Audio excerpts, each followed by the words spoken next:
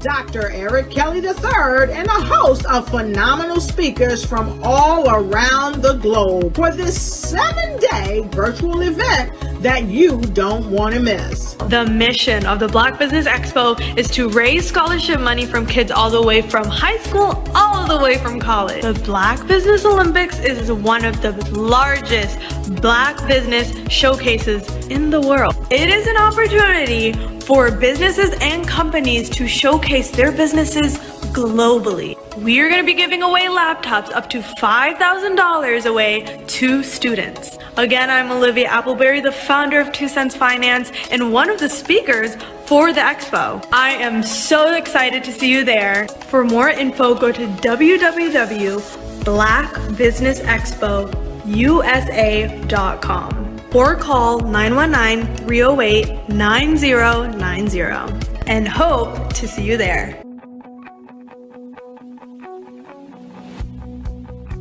I am Black Business. From the moment I wake until the time I sleep. Yes, I am Black Business. I am Black Business.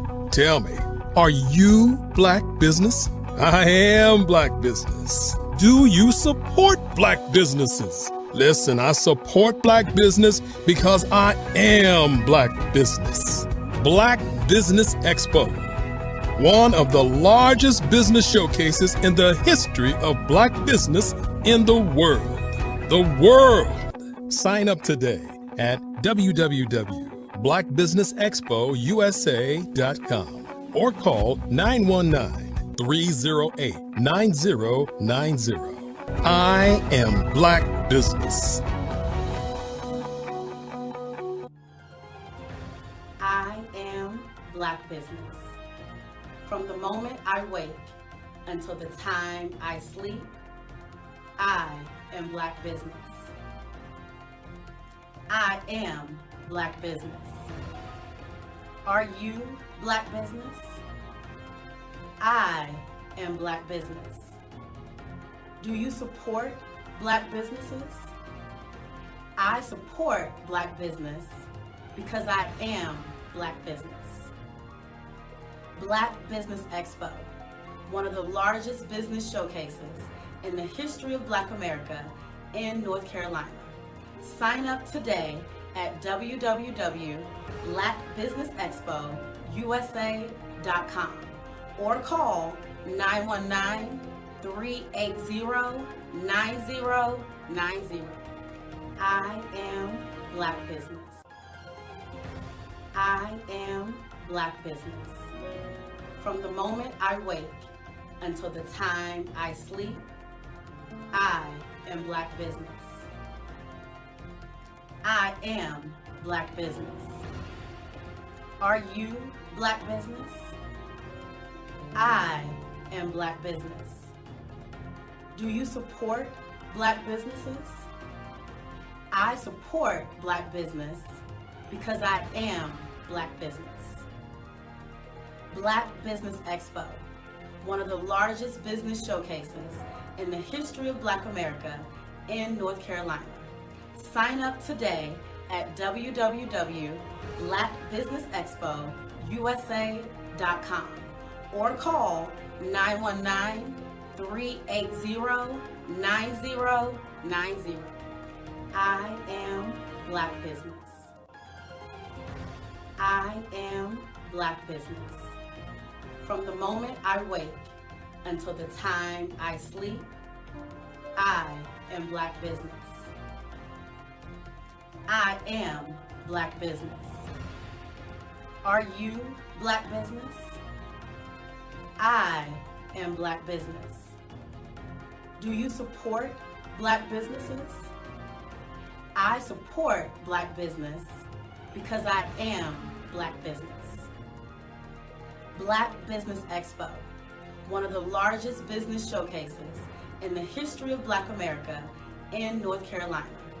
Sign up today at www.blackbusinessexpousa.com or call 919-380-9090.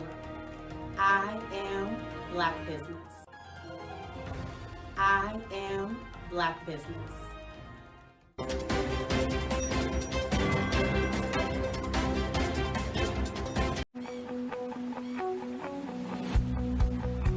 I am Black business. From the moment I wake until the time I sleep. Yes, I am Black business.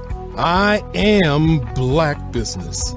Tell me, are you Black business? I am Black business. Do you support Black businesses? Listen, I support Black business because I am Black business. Black Business Expo, one of the largest business showcases in the history of Black business in the world. The world!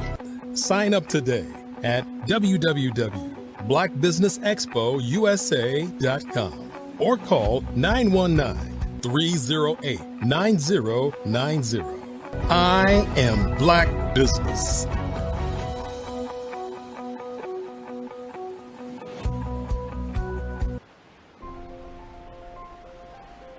What if you could build your own city? A place where every child can find nurturing people to help them achieve their full potential. A place where every adult can access job training support, where health education is abundant, where social justice ruled the land.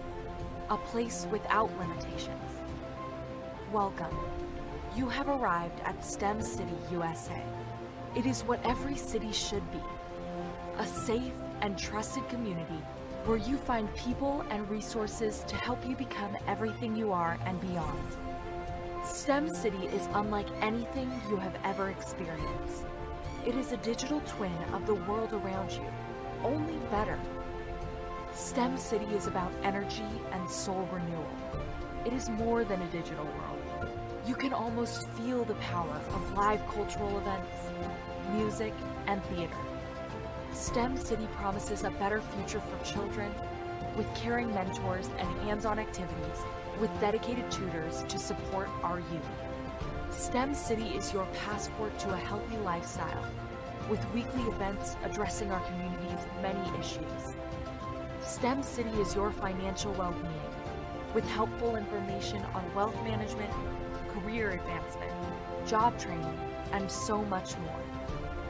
STEM City is the community you deserve. It is the city where your dreams can come true. STEM City USA, a place in the sky that is accessible to all who reach for the stars.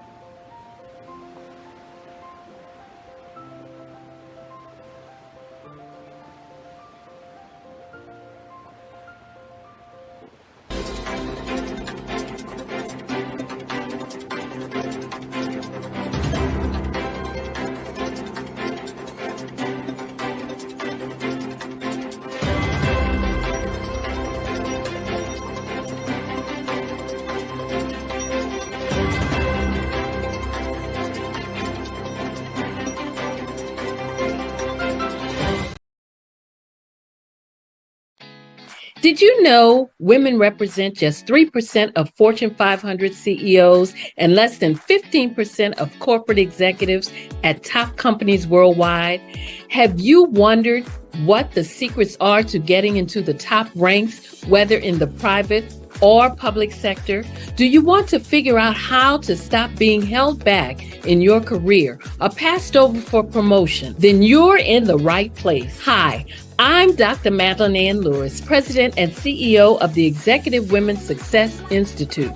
I have decades of experience in the military, the federal government, and corporate America, and my mission is to help women succeed and tap into their full potential.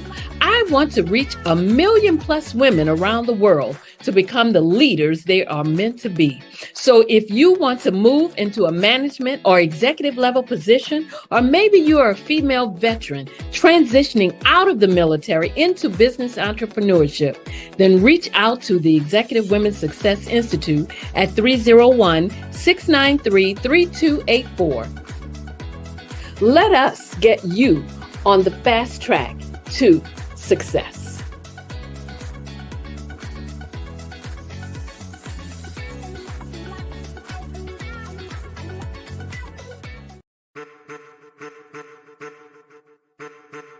I am a child of the Most High God. He has gifted me in ways that I could not even imagine and didn't know.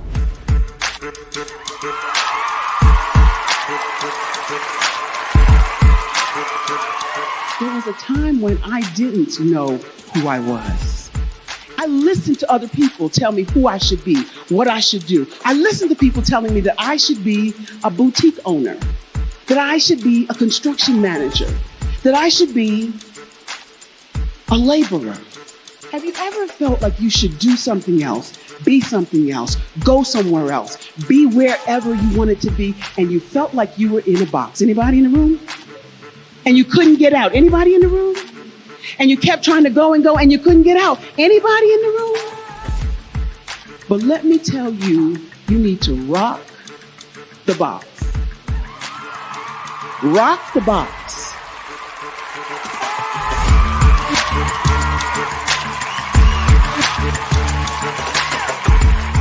I am engaging, inspiring, and empowering.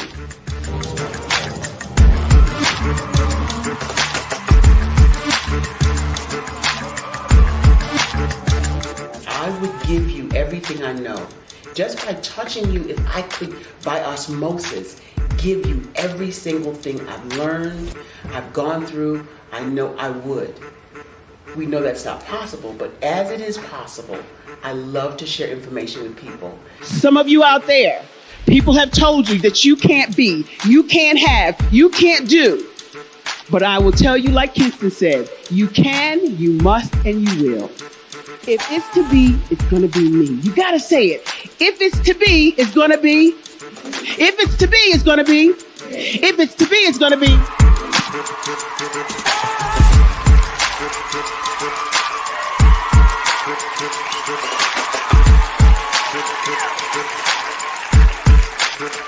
Barbara is because she believed what her mama said about her and not what other people told her.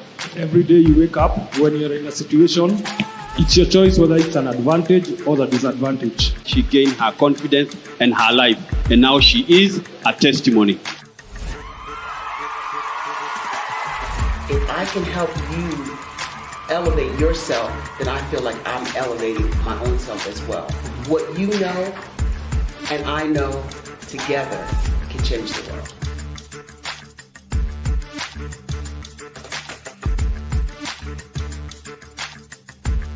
Are you a forward-thinking entrepreneur or business owner? The world is changing faster than ever, and it's time to pivot and adapt to the future. Hello LLC is here to help you do just that. Hello stands for helping enterprises leverage leading-edge optimizations. Our innovative solutions can streamline operations, reduce overhead costs, and give you a competitive edge in a market projected to reach $5 trillion by 2030. By pivoting to the metaverse, businesses can tap into a rapidly growing market that is projected to be a significant part of daily life for 25% of Americans by 2026. As a full digital metaverse agency, the Hello LLC can help you create custom solutions to streamline operations, increase productivity, reduce costs, and drive brand recognition. Why should you pivot to the metaverse with the Hello LLC? By leveraging cutting-edge technology, you can provide immersive experiences for your customers, expand your global reach, and unlock new revenue streams. Contact us today to make the pivot.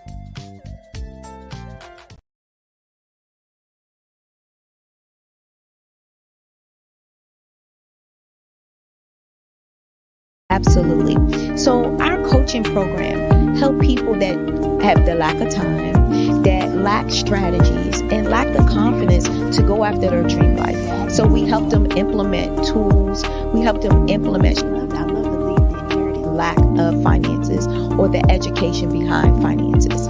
But it wasn't until I lost my firstborn, my only son, that life changed for me. And where I was going after it all, living the corporate life, hit my 6-figure income, and living in my dream house with my dream man, driving my dream car. Wow. I nearly lost it all when I lost my son. And so I realized it only takes one financial catastrophe that can change your entire life. That's what made me start All New Beginnings. Because no matter what's going on in life, there's a new beginning. And because of that, we develop a program called Wise Minded. My little slogan is, don't just dream it, let's live it. If they want to connect with you or work with you, what is the best ways for them to be able to do that? Well, for my social media guru, you can connect with me on every single social media platform as Tanya T. Morris. I was born in a little village on the island of Haiti. Many deadly diseases pounded me. It is as if they were on a mission to end my existence on this earth. I refused to give up. In 1983, I left Haiti and came to the United States of America. And I came with $5, 2 shirts. I didn't speak in English. I came to Atlanta. I got a job. I was a doorman. I was a doorman with a dream. What I used to come on stage. I'd rehearse this moment that I'm standing in front of you. That's the power of a dream. Maybe today is the day you begin acting as if you already have it. And then step out with full force. Take a risk. No condition is permanent. Don't let your situation distract you. You are chosen. You are called. You are born for a purpose in this life. Artist to me is a creative expression of something from nothing. You know, it explodes onto the canvas, or it explodes on in my work. One of the things that I try to do more than anything is I try to just give the lines and the movements and emotions and expressions into what I do. Art really means to me a chance to express how I feel deep down inside. Most of my art begins as a thought that I might have, you know, whether it's sports, whether it's history, whether it's a woman or a man. It pretty much starts as an idea of thought before I get into the actual image of what I'm going to draw. I do a lot of historical pieces. I was a history minor in college, and I love to do history pieces. And a lot of times I'm thinking about history, and then I try to make that history impact you as you look at it. That's one of the reasons I do pictures so large. You know, people ask me, why do I do the pictures so big? And I tell them, I want the piece to impact them as they're looking at it, to kind of dominate them, dominate their space. And most of my pieces I try to do off page. I don't try to do anything that's going to be in those 4 corners or in a square. And I want your imagination to be a part of the piece that you're looking at.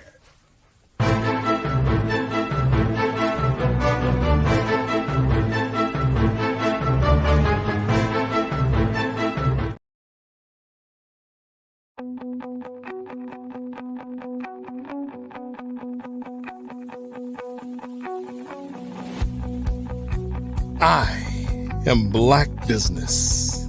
From the moment I wake until the time I sleep. Yes, I am Black Business. I am Black Business. Tell me, are you Black Business? I am Black business. Do you support Black businesses? Listen, I support Black business because I am Black business. Black Business Expo, one of the largest business showcases in the history of Black business in the world. The world! Sign up today at www.blackbusinessexpousa.com or call 919-308-9090. I am Black business.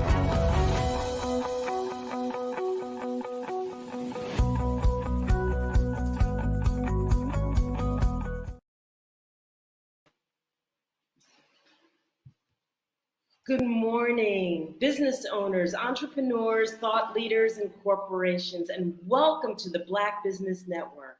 My name is Dr. Enolia Foti, and I am the CEO of Enolia LLC, the Director of Operations and Development, and the CEO of Expressions of Humanity Foundation.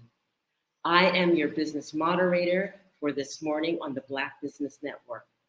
The Black Business Network is a 24-hour business network showcasing Black businesses, business owners, entrepreneurs, and thought leaders worldwide. We have speakers from North Carolina, London, Singapore, Africa, which is where I am hailing you right now from, Japan, and cities all over the United States. The Black Business Network is a global community sharing its business knowledge to empower, inspire, and educate businesses about businesses.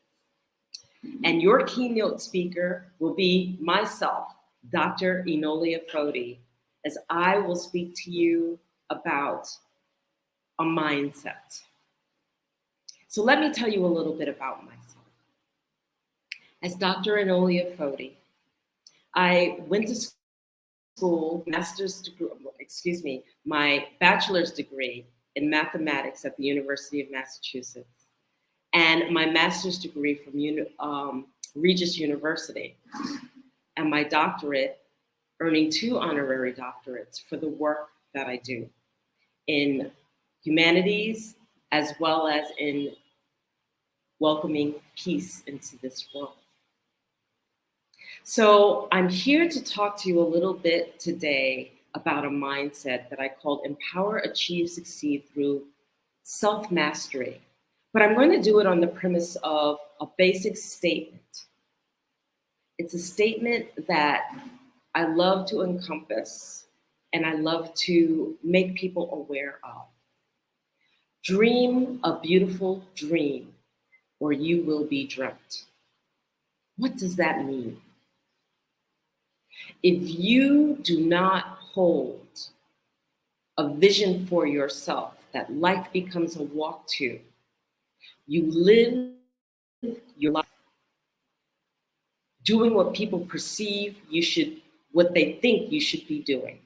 I'm going to say that again. If you do not hold a vision for yourself, then you end up living your life the way people perceive that you should be living it. And I want you to take a moment to really, really think about this, because we all go on a journey. We're born, obviously. We go through what is standard education for those of us who are lucky enough to be able to participate in it. We get shaped and cultivated by the surroundings that we enter into. So whether that is primary, secondary school, high school, or whether you're not fortunate enough to get that, the cultural surroundings have an impact on your life. Some of us encounter traumas. Some of us have to navigate through abuse, difficulties, challenges all throughout the beginning of our life. These aspects, these traumas, these things shape our lives.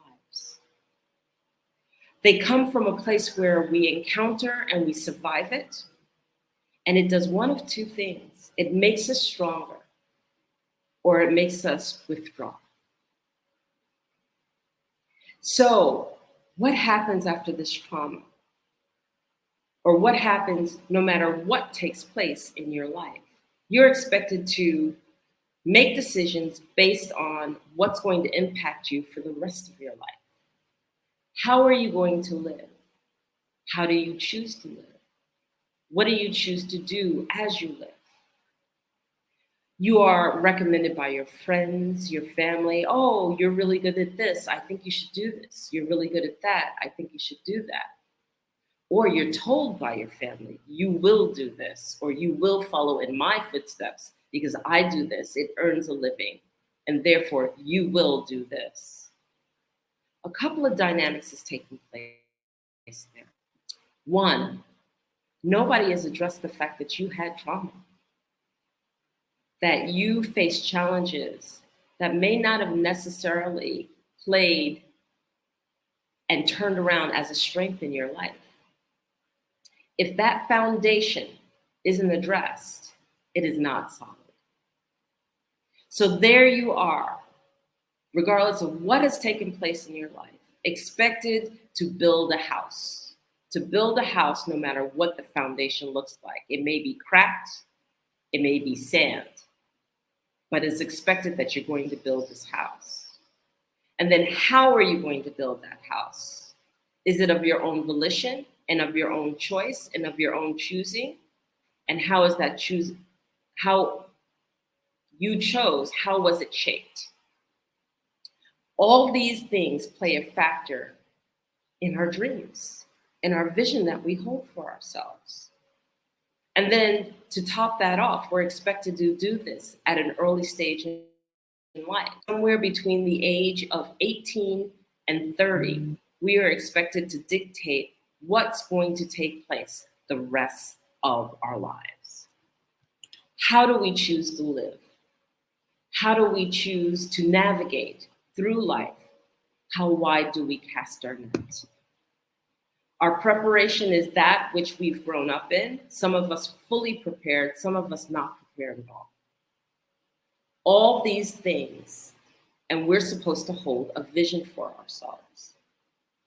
And then as we progress older, what takes place? The pain factors of that which we've encountered in the early stages of life might engage and play a factor in our thinking. We come up against our own fears, our own worries, our own judgments. We can't get past certain challenges because of our own judgments or the judgments of others. Or we simply are fulfilling the life of that we were told to do, and we're not happy. Where my work addresses is at the foundational level. If you are one of those people that hits these stages of 40 and 50 years old, and you go, how did I get here? I want to change my vocation. I'm not happy. Or maybe you have connected, found a partner in life, thought that you were set for the rest of your life, and then your partner decides to leave, decides that they no longer want to participate in the life that you've chosen to commit to. All these factors play a role, and it's not the fact that they happen, but it's the fact that we need to step back, take a breath, and address them. We need to address the factors that impact us and have a lifelong mark that can be left within our life. So, in this regard, we take pause. We take pause and we decide that we are going to address that which challenges us. Many people get to the stage and go, how do I take back my power? How do I make a transition midlife when I've gone along this way for so long and I don't know any other way except to practice and factor in that life is supposed to be this journey that I've chosen. How do I switch paths? The answers do not reside outside of yourself. The answers reside within you. For it is inside how you choose to, number one, draw from your strengths and your own courageousness. Understand your value. and understand what it is that you bring to the table. To accept the totality of yourself, meaning that to understand your weaknesses as well as understanding your strengths and to face them is how we're able to navigate through the short of what we want to do. It's how we're able to navigate through the walls and the blocks that we ourselves sometimes put up. I work with a mindset. The mindset is called Empower, Achieve, Succeed through Self-Mastery. And what it teaches is it teaches how to walk through life consciously without reacting to everything that engages us. It teaches how to observe and be the observer of your own life. And why would you want to do that? Because it is exhausting to react to every moment. If we are reacting to every engagement that takes place with us, if we are reacting to every relationship that takes place with us, if we are reacting to every challenge that engages us, we're exhausted because you're reacting every single way that you look. You need to take a breath. You need to take pause. You need to reflect inward and understand that what it is that you bring to the table is of value.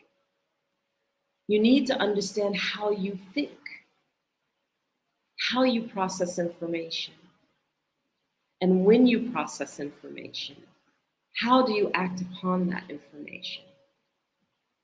To know thyself, to truly understand how we choose to participate in life, how we choose to move through life, how we choose to navigate through life, where our shortcomings are most likely to show up because we're aware of our weaknesses and we're aware of our shortcomings, is our strength. All of us have vulnerabilities. All of us have things that maybe we don't want others to know. But when you choose to expose that vulnerability and to show that vulnerability, the moment that you do that, it then becomes your strength. How does it become your strength? Look at it this way. If I know that I'm an angry person and I try to hide that anger all the time, and then somebody finally exposes, I know that you're an angry person. Having exposed it, then my response could be, well, I'm an angry person. And what's your point? That's something I've already accepted about myself. That's something I'm well aware of myself. It becomes the tower of strength that we can walk on versus something to hide and feel ashamed of and feel guilty about. If you really think about what shame and guilt bring to the table, shame and guilt bring a manipulation to an outcome. I'm going to say that again. Shame and guilt bring a manipulation to an outcome. When you are shamed by someone, or when you feel guilty by someone, there is a particular outcome that they want you to have. Whether it is resulting in getting something done for them, whether it is resulting in pushing you to do something that you didn't want to do. They shame you into it, or they manipulate you into it by making you feel guilty. And then that actually holds for ourselves. We shame and guilt ourselves, feeling shame and feeling guilt to get an outcome that we really don't internally desire. But we justify it. We justify the outcome by our own shame and our own guilt. Well, I have to do it, otherwise I'm going to feel ashamed.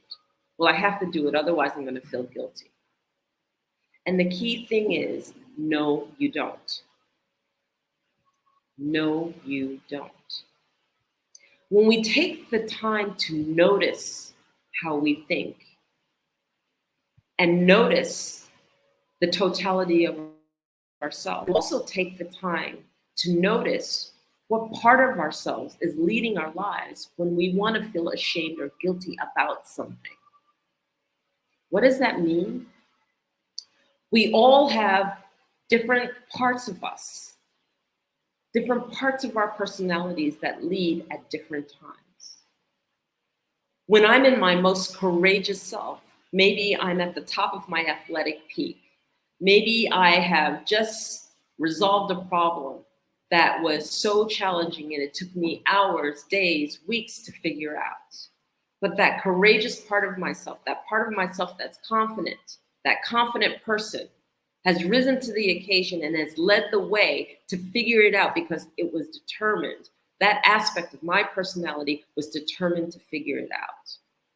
But that is not the same aspect that leads, that brings you down the shame or guilt path. Oh, I feel ashamed. Oh, I feel guilty. That is not your courageous person feeling that way. That is a different part that leads that. And to understand and to notice that that is taking place within you. Notice that when you are having troubles and trials and challenges in your life, what aspect is leading you is to also understand the totality of self. All these pieces are building blocks. They are the starting blocks of understanding how to walk through life consciously, how to understand and how to engage the fact that the way that we notice our behaviors, the way that we notice what aspect of personality is leading ourselves, then helps us to navigate from a point of strength, from a point of knowing, from a point of observing versus reacting. Have you ever engaged someone who reacts at every single thing that you say? So much so that you get to a point where you don't even want to speak with them because you don't want to deal with the reaction. The reaction's always over the top. Oh my God, how could you say that to me? Oh my God, I can't believe you did that. Oh my God, what do you mean you did this, this, and this? And they immediately go to anger. Yes, we are emotional bodies. And yes, we are going to have some type of reaction, but our emotional body does not have to lead every moment of the way. And if you find yourself as one of those people that is reacting to every single thing that is taking place in their life, then you must learn that your emotional body does not have to take the lead at all times. Why is that, and why is this important? The emotional body loves to create stories, and it especially loves to create stories in silence. What does that mean? Let me break that down for you. If I were to a friend and I expected that friend to show up and that friend did not show up, and it was 8 hours later that before the friend communicated with me, the stories that I fill in during the silence of them supposing to show up until they actually communicated are what I react to.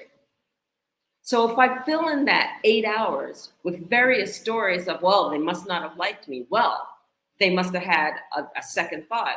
Oh, maybe something happened to them. I fill it in with stories instead of just being patient and waiting for the information to unveil itself. Then I am reacting and creating stories with that emotional body. I might go through a roller coaster of emotions because there was an 8-hour gap between the person showing up and then finding out what actually took place in the communication. And if I'm going on an emotional, filling in the gap, guess what? By the time that person communicates to me, then my emotional body is responding to the story I've already created in my head. The anger or the emotional body is also responding to the person before I even hear the information of what took place. Or if I hear the information that takes place, the emotional body has little compassion for it because it's already created a story. All these pieces are factors of the foundation of how we work and how we navigate through life, how we navigate to that vision, dream a beautiful dream. How can you get to your vision that you hold for yourself if you're in a constant state of emotional distraction? If you're in a constant state of creating stories of what you can and cannot do? If you are in a constant state that basically says, I'm just going to walk to it, I'm just going to figure out how to get to it, but don't take the time to still yourself, to think, to understand what your strengths are, to know where your weaknesses are so that you know how to engage so that you can balance yourself out. All of these components are actually part of the foundation that we stand on in order to build a solid framework to get to our dreams. The other piece of this is whether we are making those decisions from our ego or whether we are making those decisions from our heart. What is the difference between making a decision from your head versus making a decision from your heart? You see, because the head, our brain, right hemisphere, left hemisphere, that's automatic duality. There's two parts to our head. And so there always is going to be a duality in everything that we think of when it comes from our head. Hot, cold, good, bad, right, wrong, black, white. It always takes place. But the heart is not duality. If you were to physically look at the heart in its entirety, and I actually challenge you to go look on YouTube and look up the muscle of the heart, you will find that the heart is one muscle. It is not two muscles placed together like right hemisphere and left hemisphere, but one single muscle folded and knotted.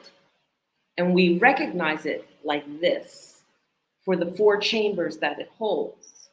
But if you were to unknot it, it is a single muscle. And in that single muscle, there is no duality.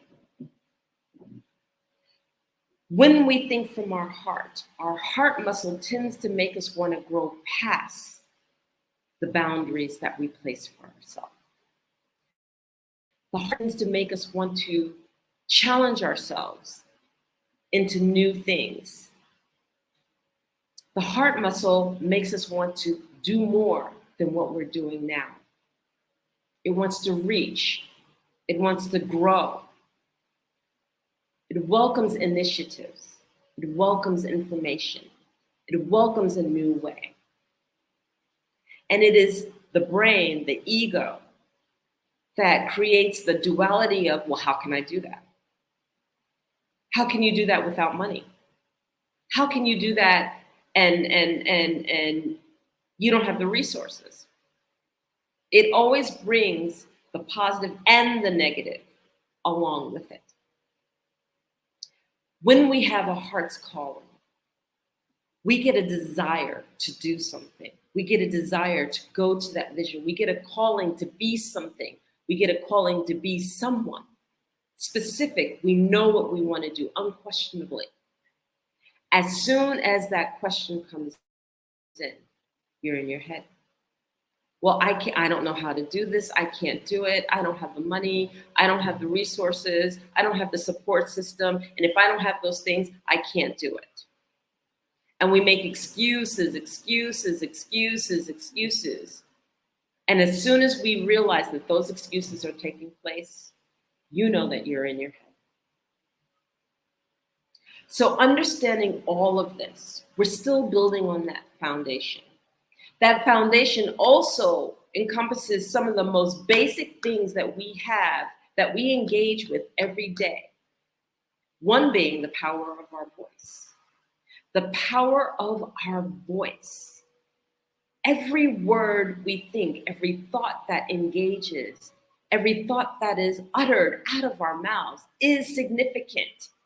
There is a frequency that takes place, and it's powerful because that frequency is the motivator and the inspiration that moves you and navigates you forward. And if that frequency and that thought is negative, you find yourself circling. You find yourself spinning. You find yourself going nowhere fast because you sabotage yourself before you can ever get started. The same thing goes with fear. How we choose to define fear, how we look at fear, how we rise to the occasion to accept the challenge of what we are afraid of, to move past the fear, impacts our lives, impacts you ever getting to that vision. And then next, we have judgment. Judgment might be even more powerful than the fear, even though judgment comes from fear. Why? Because judgment is projected onto us from others, as well as the fact that we judge ourselves. Do you judge so much that you've halted exactly where you are? Do you judge so much that it doesn't afford you the opportunity to engage? Think about that. Judgment has an impact. Do we give away our power by accepting the judgments of others? And when we're told, no, you can't do that, or no, you're not capable of doing that, do we accept it as our truth and stand in that judgment of others? I believe that that's being dreamt. Dream a beautiful dream or you will be dreamt. You're being dreamt. You're being told what you can and cannot do. And you accept it as your truth. And therefore, you don't move forward. Your limited beliefs.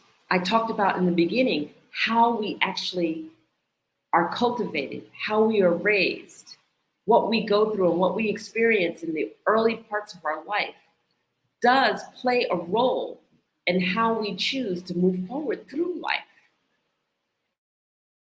Your belief system halting you from executing and doing and being the person that you could be or the best version of yourself. And next, we have forgiveness. Do you forgive yourself?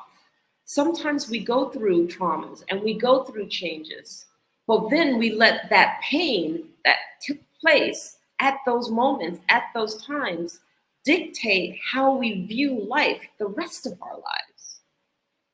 So are you looking through the glass of pain and judgment and fear and limited belief? Or are you able to forgive yourself and actually lay those aside so that you can navigate through life on a solid foundation? What is it that holds you?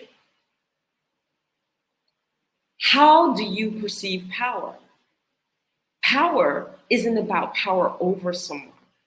Power is about standing your truth and holding that vision and then being powerful enough by valuing self, understanding your self-worth, and finding the courageous aspect of your personality to navigate to that vision, no matter what anyone believes and what anyone thinks. That is power. Power is not, and I repeat, not how we belittle, demean, and step on others in order to make ourselves perceivably strong. And then I think standing in your power, not I think, I know standing in your power, is to take the culmination of all of these pieces and to be able to navigate our way through life as the best version of ourselves, as a kind, intelligent person with integrity, heartfelt, heart-led. so that we can execute that which we know we want to do. These are the mechanisms of empower, achieve, succeed through self-mastery. My masterclass, a 10-week course that will help you not only embrace a mindset to establish a strong foundation, but it will help you navigate through business and through life. Because it's not about what is outside of yourself, but it's about how you shine through the roles that you play and the being that you are. So I subscribe to you. If you are interested in this coursework, in this mindset, please take a look at my website at www.enolia.live or reach out to me at info@enolia.live. And take the time to really step back and take a look in that mirror and understand that when you can look in the mirror and totally love and accept and embrace the totality of who you are, with your strengths, with your weaknesses, with your shortcomings, with your grandeur, then you are ready to establish and have that strong foundation that can be built on. Let me help you navigate your way through. No matter what age you're at, no matter where you are in life, no matter what you are going through, you can build a strong foundation.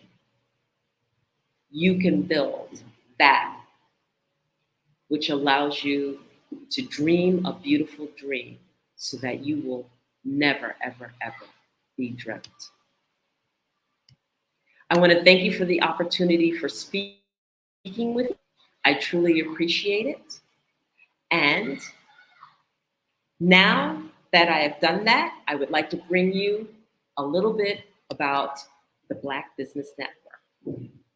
The Black Business Expo's mission is to raise funds for high school seniors going to college or K through 12 entrepreneurs. This expo is a fundraiser for students. You may go to www.blackbusinessexpo.com to donate to the scholarship fund or use the Cash App that's on the screen below and say $BBX USA. Our goal is to give laptops up to $5,000 to 10 students. Students can register online at www.blackbusinessexpo.com. Every dollar counts. So we want to remind you to donate to the scholarship fund. We want to thank our Black Business USA sponsors for August 2023. NC 100, Moody Capital Partners,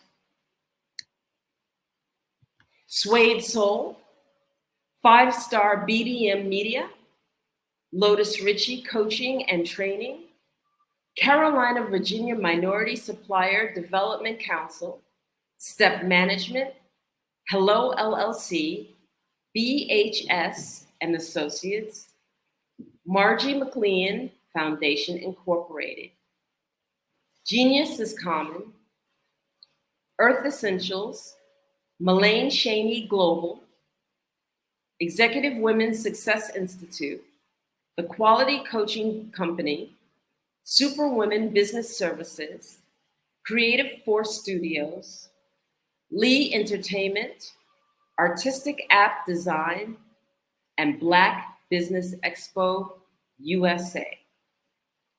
And I want to leave you with this. Genius is common, and I will see you on the other side. Over the past few years, we've seen the growth of existing and new initiatives focused on financial inclusion, building global networks, and reducing the wealth gap in response to the idea there's not enough seats at the table. whether their outcomes are to increase the representation of Black executives on corporate boards, ensure an inclusive global economy, or to create new U.S. African commercial pathways. The strategies are often carried out by separate programs. The question is, should they be? With the continent of Africa being home to more than half of the world's fastest growing economies, the youngest workforce, over 400 companies generating more than $1 billion annually, 700 generating more than $500 million annually that are poised for growth, and being the destination of nearly $5 billion in venture capital in 2021. Diversifying U.S. and Africa commercial engagement by building bridges between African businesses and their U.S. diaspora should begin being seen as mutually beneficial. From helping to reduce Africa's enormous capital gap to catalyzing two-way trade opportunities, the COVID-19 global pandemic hopefully has taught us that global challenges and opportunities are more interconnected than we thought. During the pandemic, African companies like Unicorn Flutterwave, insurance provider Reliance Health, ride-hailing app Yasir, and 54Gene, the continent's first bank of DNA on people of African descent, proved that when African companies have access to networks, capital, and information, they grow big, grow fast, and create solutions that are valuable to the world. This is why Be Direct was created. We are the first U.S.-based but African-centric board preparedness and board search company designed to connect U.S. Black talent and corporations to African businesses. Unique and fundamental to Be Direct's success is our process of helping board candidates adapt their experience and networks to an African context before they're connected to high-growth companies that are looking to locally and globally scale. From our focus groups with African business execs and government leaders, we don't ignore the sentiment that business is easy, but people are hard. Having a pool of board candidates with hard-to-access networks and extensive experience across the business life cycle, including successfully raising capital, is table stakes for an initiative like this. So yes, we have that. But corporate or entrepreneurial success in the U.S. does not guarantee success in Africa. Developed alongside industry partners on the continent, our training program, Be Direct Prep, is designed to transpose their experience to create cultural comfort, understanding, and a commitment to helping businesses in Africa scale. Our board governance sessions are African, continental, and country-specific, integrated with cultural awareness and dexterity training, masterclasses led by African industry execs, and mentoring and coaching from African continental-based facilitators.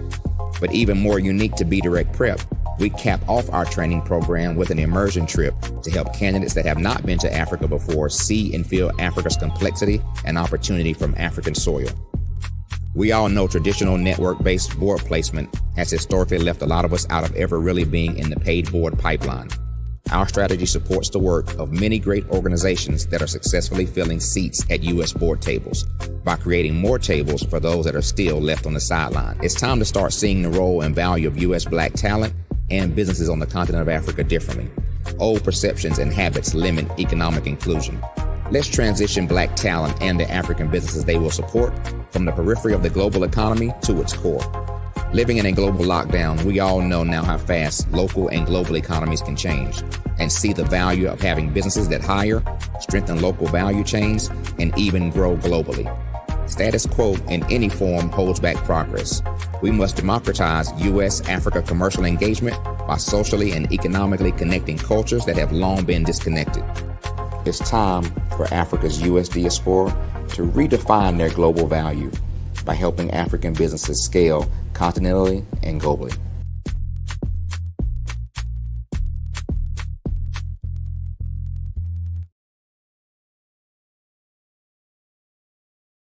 I'm Ramon Ray, founder of Smart Hustle Magazine and smallbiztechnology.com.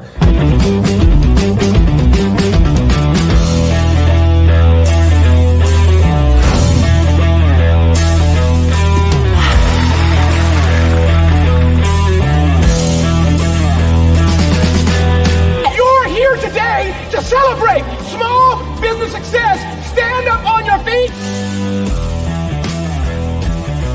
You rocked the house. It was amazing. Didn't we learn? For me, success comes from failure. One thing not to do is shake somebody's hand like this.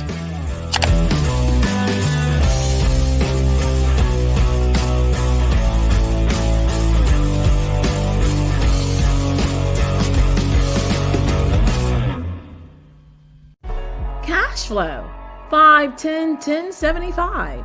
I use the cash flow app to keep track of my charities.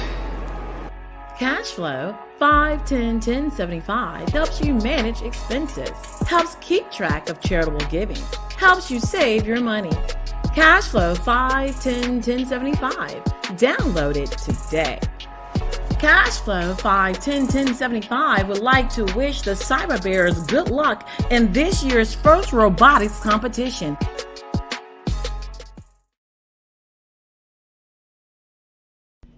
Why do I do what I do?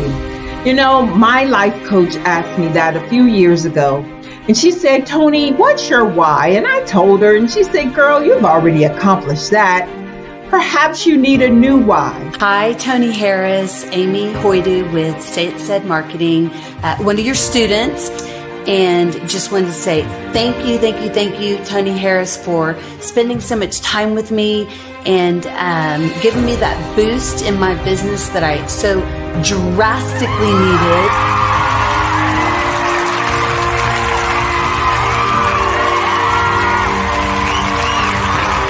My why is to touch, move, and inspire my clients to take drastic steps to be better than they were before they met me.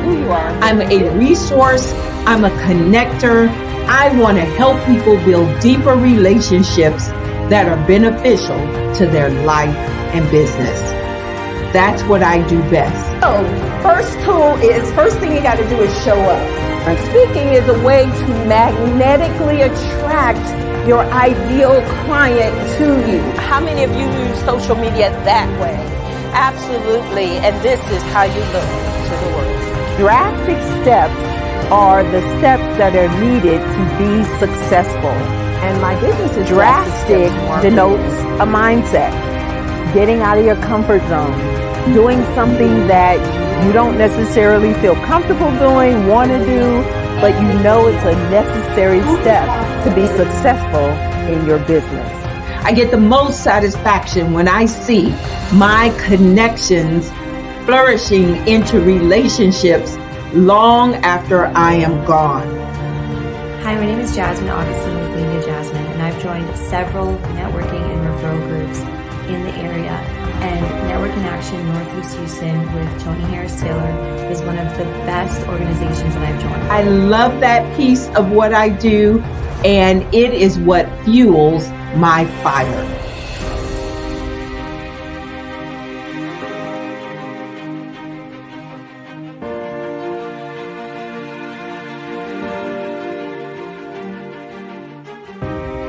My name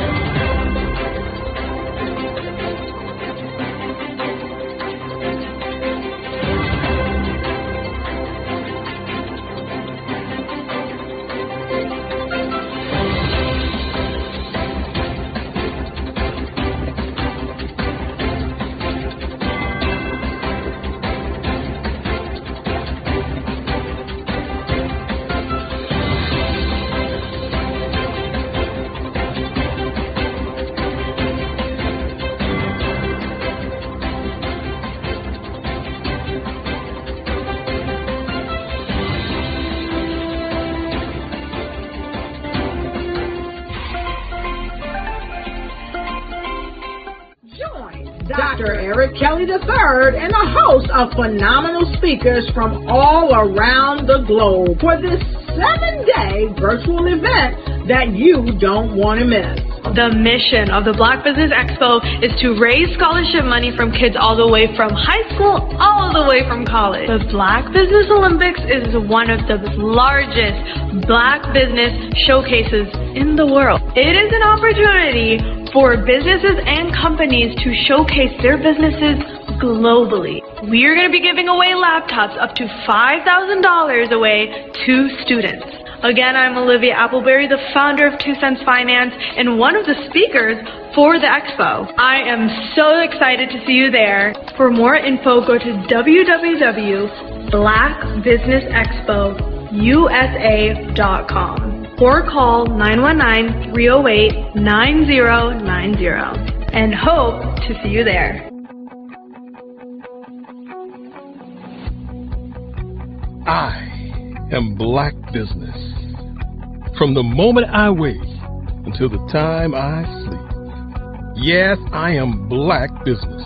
I am Black Business. Tell me, are you Black Business? I am Black Business. Do you support Black businesses? Listen, I support Black business because I am Black Business. Black Business Expo, one of the largest business showcases in the history of Black business in the world. The world! Sign up today at www.blackbusinessexpousa.com or call 919-308-9090. I am Black Business. I am Black Business. From the moment I wake until the time I sleep, I am Black Business. I am Black Business. Are you Black Business? I am Black Business. Do you support Black businesses? I support Black business because I am Black Business. Black Business Expo, one of the largest business showcases in the history of Black America in North Carolina. Join Dr. Eric Kelly III and a host of phenomenal speakers from all around the globe for this 7-day virtual event that you don't want to miss. The mission of the Black Business Expo is to raise scholarship money from kids all the way from high school all the way from college. The Black Business Olympics is one of the largest Black business showcases in the world. It is an opportunity for businesses and companies to showcase their businesses globally. We are going to be giving away laptops up to $5,000 away to students. Again, I'm Olivia Appleberry, the founder of 2 Cents Finance and one of the speakers for the expo. I am so excited to see you there. For more info, go to www.blackbusinessexpousa.com or call 919-308-9090 and hope to see you there. I am Black Business. From the moment I wake until the time I sleep. Yes, I am Black Business. I am Black Business. Tell me, are you Black Business? I am Black Business. Do you support Black businesses? Listen, I support Black business because I am Black Business. Black Business Expo, one of the largest business showcases in the history of Black business in the world.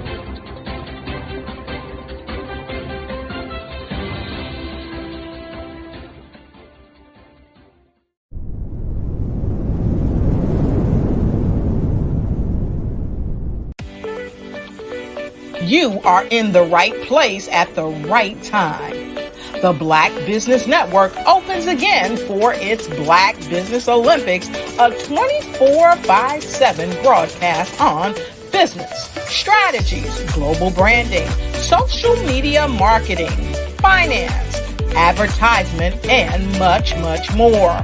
Featuring the top, most powerful entrepreneurs and speakers and thought leaders from all around the world as they gather together for this phenomenal event.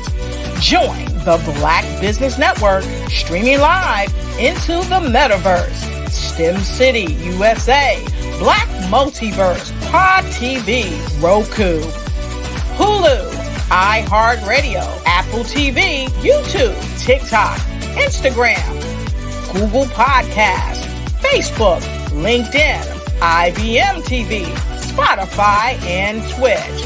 Tune in today and be a part of this amazing movement. The Black Business Olympics welcomes you.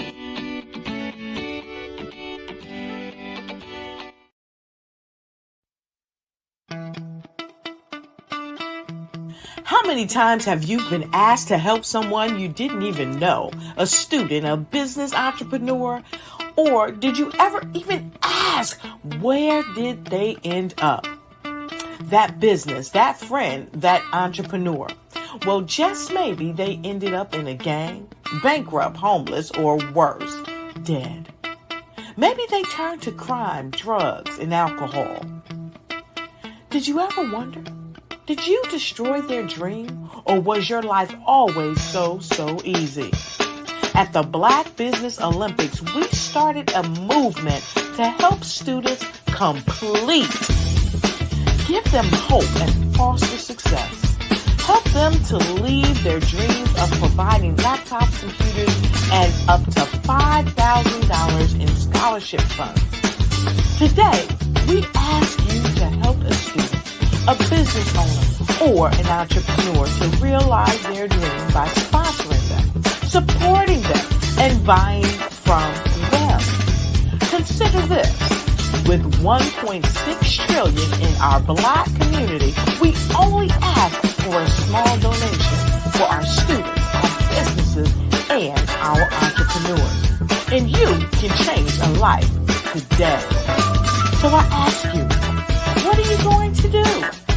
Sit on the sideline and watch our students in high school be losers, miss out on their dream from lack of resources? Or are you going to donate to the movement and change their future and yours as well? Give us a call today at 919-308-9090. Change their life by investing with action to the Black Business Olympic Fund.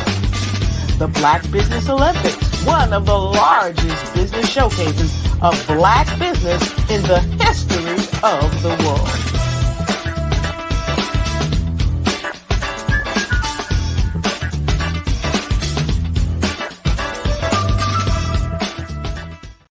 Hello, I am Dr. Eric Kelly III, the visionary strategist and founder of the Black Business Olympics. I invite you to showcase your Black-owned businesses on the Black Business Network global stage.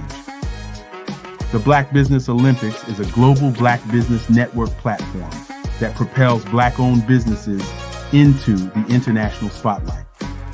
By showcasing your business on the Black Business Olympics platform, you can reach a worldwide audience of potential customers, partners, and investors.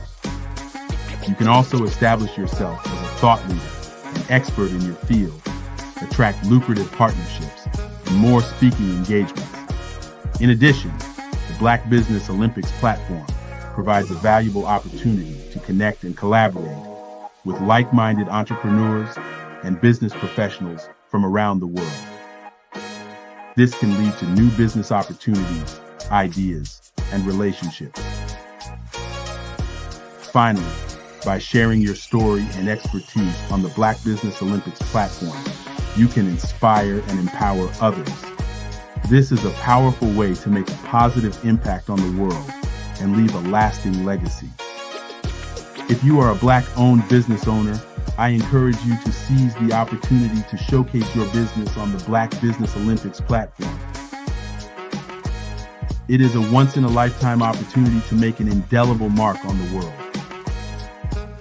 Be one of the 1,000 visionary entrepreneurs who are changing students' lives, shaping industries, and leaving an unforgettable legacy for their families.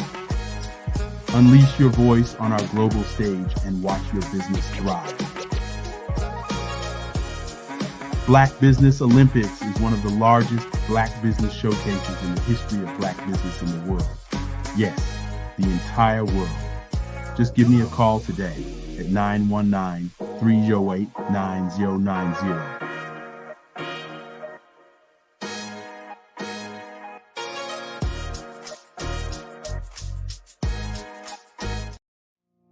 Did you know that approximately 333.34 million businesses exist today, according to a report from 2021? And you may be one of those businesses, or maybe you're not in the business market yet, but you're aspiring to be a business owner. Well, guess what? you're in the right place at the right time. Because let's face it, everything is about timing and opportunity. Hi, my name is Dr. Lotus Richey, and I'm the CEO and founder of the Lotus Richey Coaching and Consulting LLC, along with the Lotus Richey Ignite Show. 15 minutes of success with Dr. Lotus Richey, as well as books to boom your business and bring who you are. And today, I want to bring this amazing message to you about the Black Business Network and the Black Business Olympics.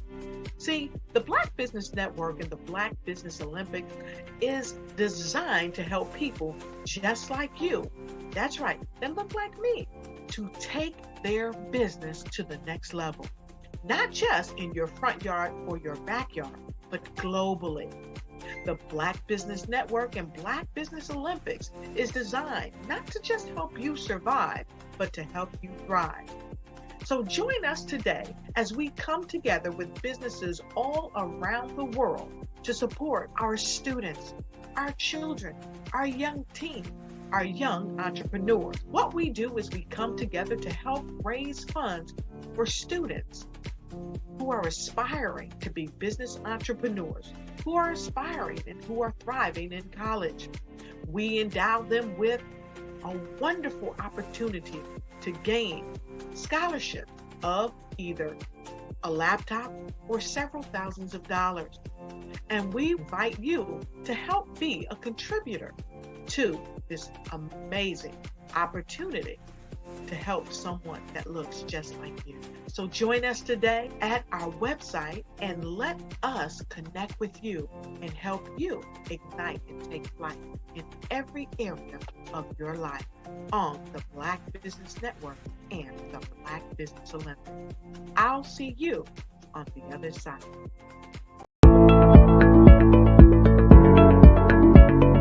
Prepare for what's coming and dominate in economic winter.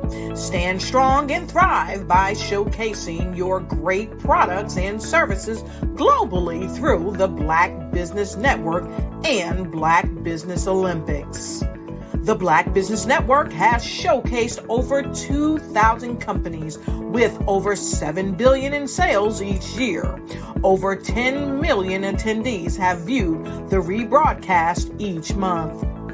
Through the Black Business Olympics, unique styles of business training and mentoring are turning students into business owners and entrepreneurial warriors who will dominate in any economy. Gain the ultimate advantage of the Black Business Olympics, 7 days of unbelievable topics and speakers speaking around the globe. Donate your time and experience to provide expertise and scholarships to students worldwide and change the world. Now, more than ever, new insights, tools, strategies, and capabilities are needed. This is your chance for a major presentation to the world. Fill out the form and join the more than 2,000 speakers who have presented to over 200 countries. Join the Black Business Network streaming live into the Metaverse, STEM City, Black Multiverse Enterprises, Hulu, Amazon, YouTube, iHeartRadio, Apple, Facebook, LinkedIn, Pod TV, IBM TV, Spotify, and Google Podcasts. Sign up today. Spaces are limited, and we will see you there.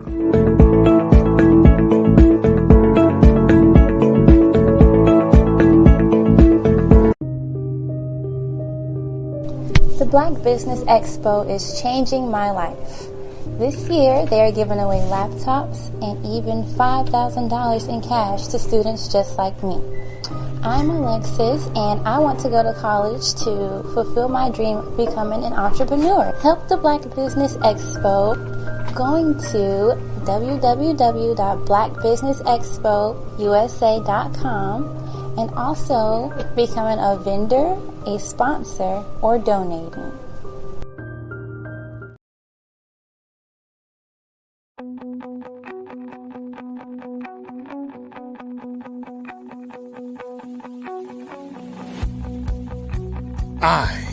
am Black business. From the moment I wake until the time I sleep. Yes, I am Black business. I am Black business. Tell me, are you Black business? I am Black business. Do you support Black businesses? Listen, I support Black business because I am Black business. Black Business Expo, one of the largest business showcases in the history of Black business in the world. The world! Sign up today at www.blackbusinessexpousa.com or call 919-308-9090. I am Black business.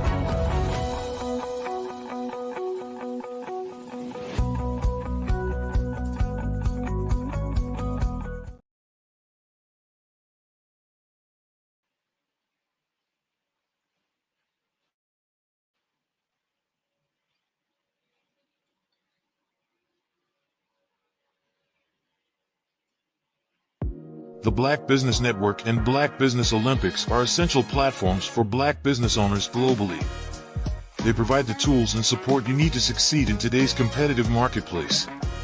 Join us today as we collaborate together with businesses from around the world to support our children, students, and young future entrepreneurs, Black businesses and corporations. We raise funds for students going to college and young entrepreneurs who are aspiring to be business owners, and we invite you to be a contributor today. Visit the website www.blackbusinessexpousa.com to connect with and learn more about how the Black Business Network and Black Business Olympics can help you not only share your amazing business story to businesses, but also serve future generations. Hello, my name is David Jones, CEO and co-founder of the Hello LLC, where we help businesses build a culture, brand and experience, and leverage technology to pivot into Web3. Join the Black Business Network streaming live into Roku, Metaverse, STEM City, Black Multiverse Enterprises, Hulu, YouTube, iHeartRadio, Apple, Facebook, LinkedIn, Spotify, Twitch, and Google Podcasts. Tune in, turn on, and let's thrive.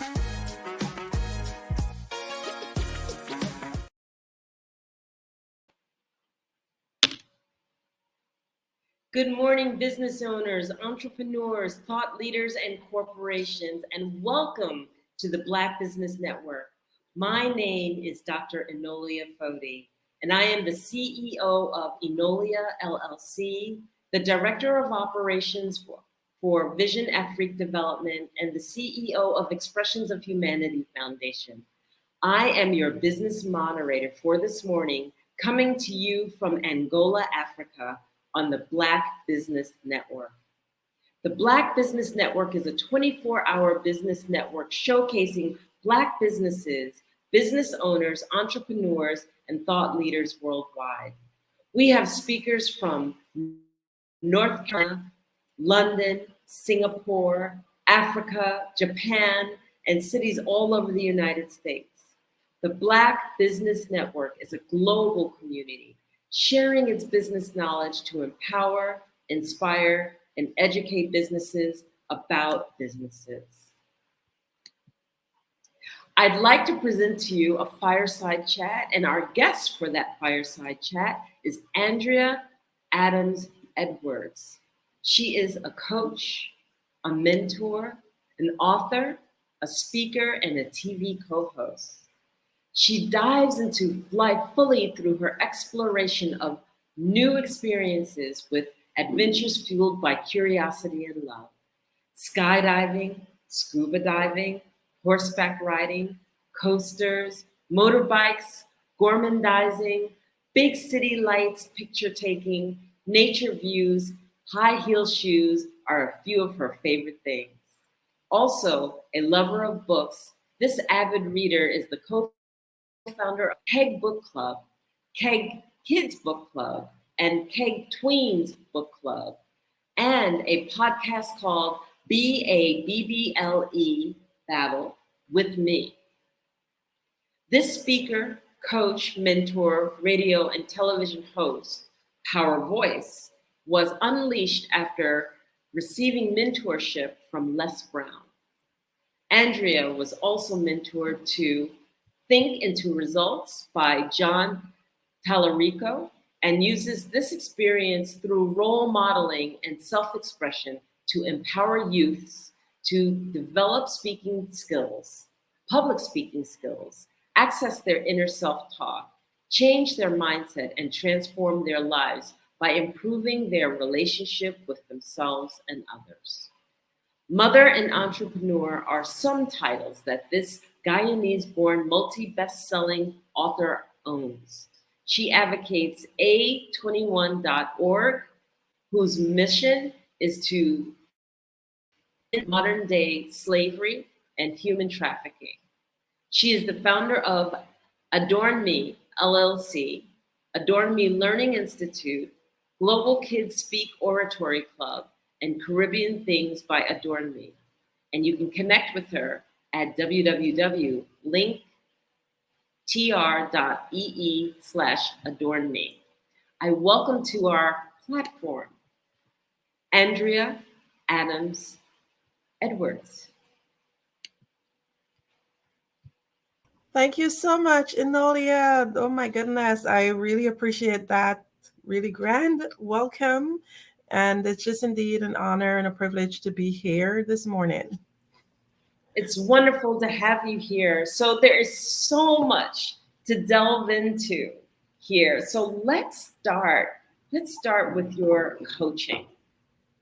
Coaching, mentoring, youth, adults, and spanning that horizon. Tell us a little bit about your work. Oh, most definitely. So for me, getting into coaching is something that came over, I would say, more in the recent time of my life. For me, it's because I had, like many others, had many different life experiences that really and truly that I realized that people go through stuff. And I was able to overcome certain things. And because of that, I was like, you know what? When I was walking through my journey, there are times that I felt so lonely. And because of that, I thought it would be awesome for me to be able to share with others and to be able to help others. So let me just go back a little bit on it for clarity for our listeners. As a child growing up, I was born in Guyana. I was raised in Barbados. So I'm a Caribbean girl now living in Jacksonville. And as a child, I suffered at the hand of abuse. And because of abuse, I lost my voice. The side effect that I had is that I was unable to speak up. I was unable to speak out.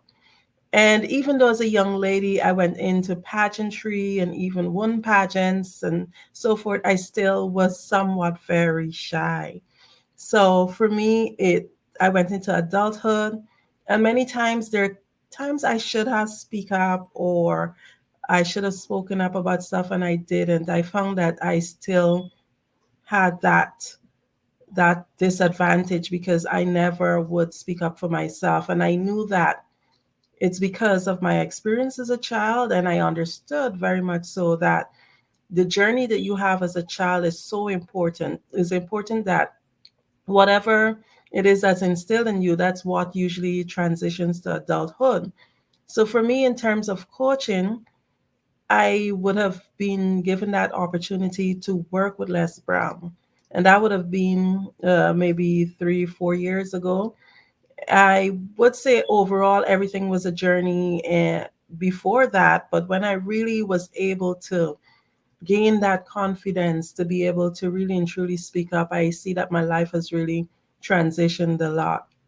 So for me, in terms of coaching, my main goal and my main focus is to leave a global footprint on the lives of youths. I want to be able to enable them with that ability to communicate and communicate first of all with themselves. Because the most important conversation that we must have before we can function is that conversation that we have with ourselves. Being able to love ourselves, accept ourselves, and to communicate a great message to ourselves.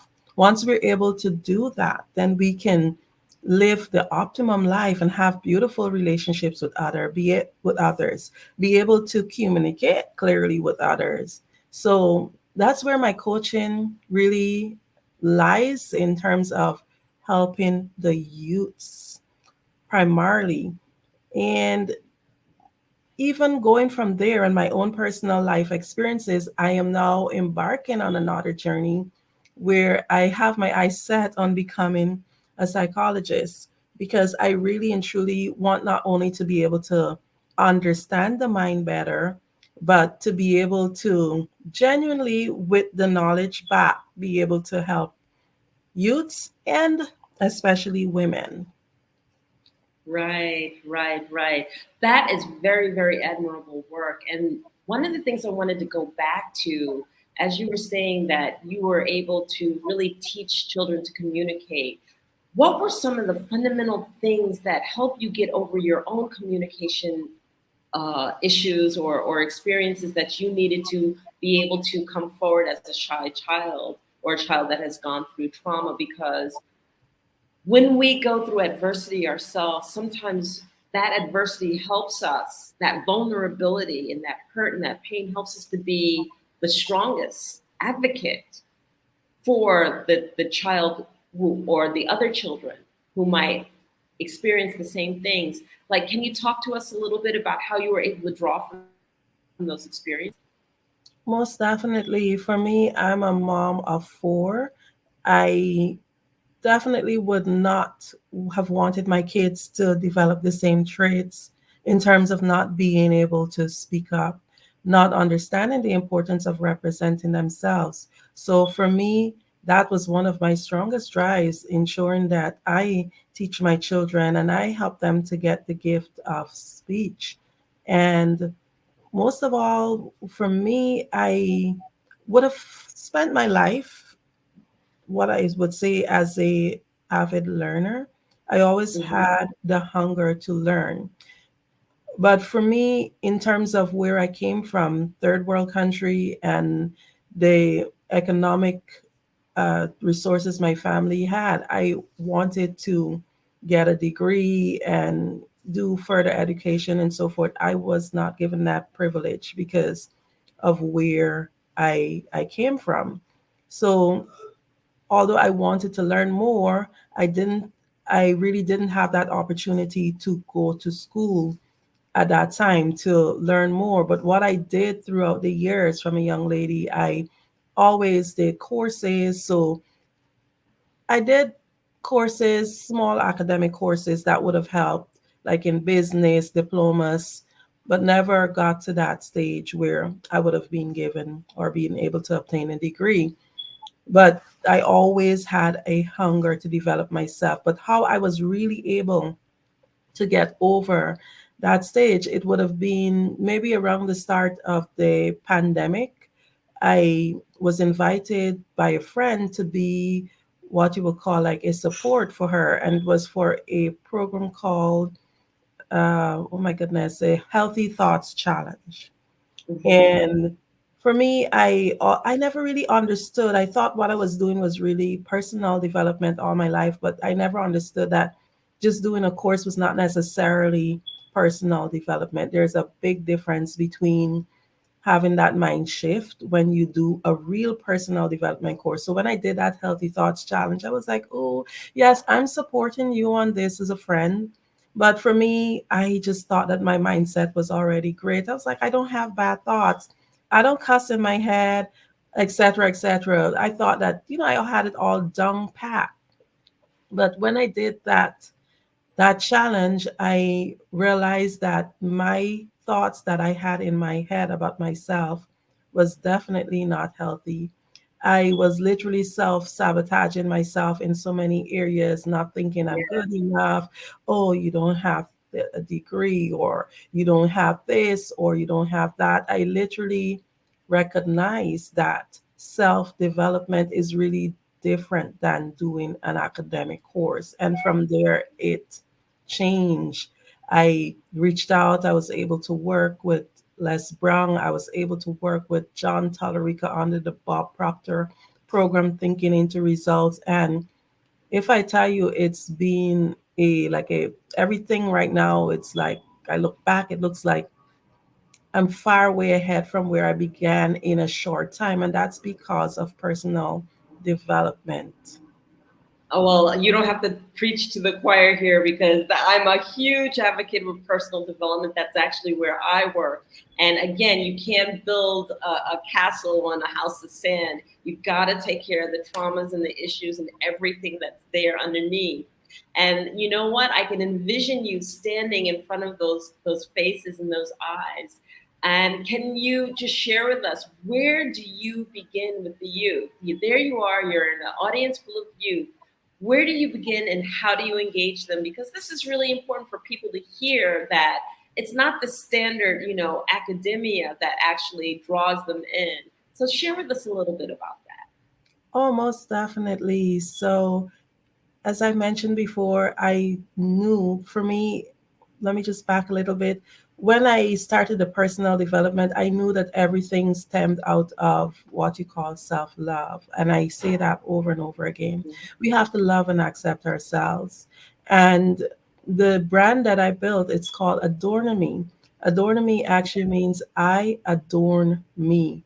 You have to love yourself first. And I have even created like a Facebook group, and I have like maybe 100 and some people who listen to my meditations, my daily meditations. And it's just called I Adorn Me, the self-love, self-care space. So I understood, yes, it starts with me. So as it relates to the kids, I knew that whatever it is I'm doing, I felt that it is of a greater calling. It's not me, it's just something that's in, I'm being used as a vessel. So I knew that I had to help these kids. My program is called Global Kids Speak, and the whole idea that's been implanted in me is to leave a global footprint on the lives of youths, and not just in the USA. I have mentors. I've had a mentor from South Africa, Canada, Barbados, and we have kids from all over. So it's not just kids in the US. I just didn't want to come into my community here in Jacksonville and create a club, a brick and mortar club, and just limit it. I knew the possibilities of the internet. And for me, I wanted to reach children who might not have an opportunity. When I think of myself as a young lady, I wanted so bad to have more for myself. I wanted to, in fact, at that time when I left school, my dream was to be a pilot. And I went and I researched every means in terms of how I can do my piloting course and stuff. And my family's like, oh, we don't have the money. And of course, I was from a broken home, and I can understand living with aunts and uncles and stuff. I was not their child. So there's no way they would maybe go out and borrow a loan for me to be able to go to university or whatever the case is. So there's so many different reasons behind why children sometimes don't have access to the resources. So for me, with Global Kids Speak, one of the things that I do is make sure that the price is affordable. And I think even sometimes with the pricing for the course, in some countries, that's still a lot for a parent. But one of the ways I actually counteract that is by creating scholarships. Come January, I actually have 30 children who will be on who are not paying. So for me, the whole idea is to really and truly help these kids, because these kids have indicated, hey, I'm interested in learning the art of public speaking. So for me is to be able to help them. I have kids, especially even in the US and overseas, who are coming on scholarships. So I have some that are paid, some that are not paid. So for me, the dream is really and truly is to give them that opportunity, because the possibilities of developing the skills of public speaking, it really and truly helps a lot with college and even going on to jobs and just generally helping to learn the art of communicating. And there's so many benefits, because in our program they have to learn how to write, and they learn the importance of making a first impression and understanding that first 7 seconds count. People, knowingly or unknowingly, they judge you within the first 7 seconds that they have seen you. And the kids that go through my program, they understand that. And they're able to work with mentors who have been trained by Toastmasters International, who have been trained by Les Brown, and they're actually being given tools that they can use. My kids, I've seen children come in on the program who would not even say good afternoon, and with confidence, and now they're very confident, and their parents are giving really great feedback.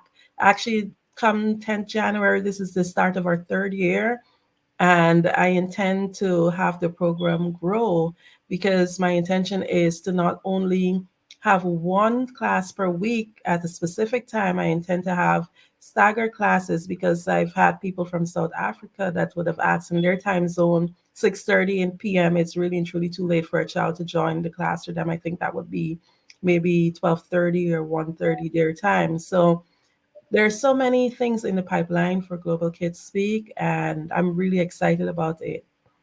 That's absolutely wonderful. And I'm a huge advocate as a speaker myself, and understanding that when a youth finds that they can use their voice and that they actually are listened to, because a lot of times, what do we have? Those old adages, children are to be seen but not heard, and things like that, that just shuts everything down.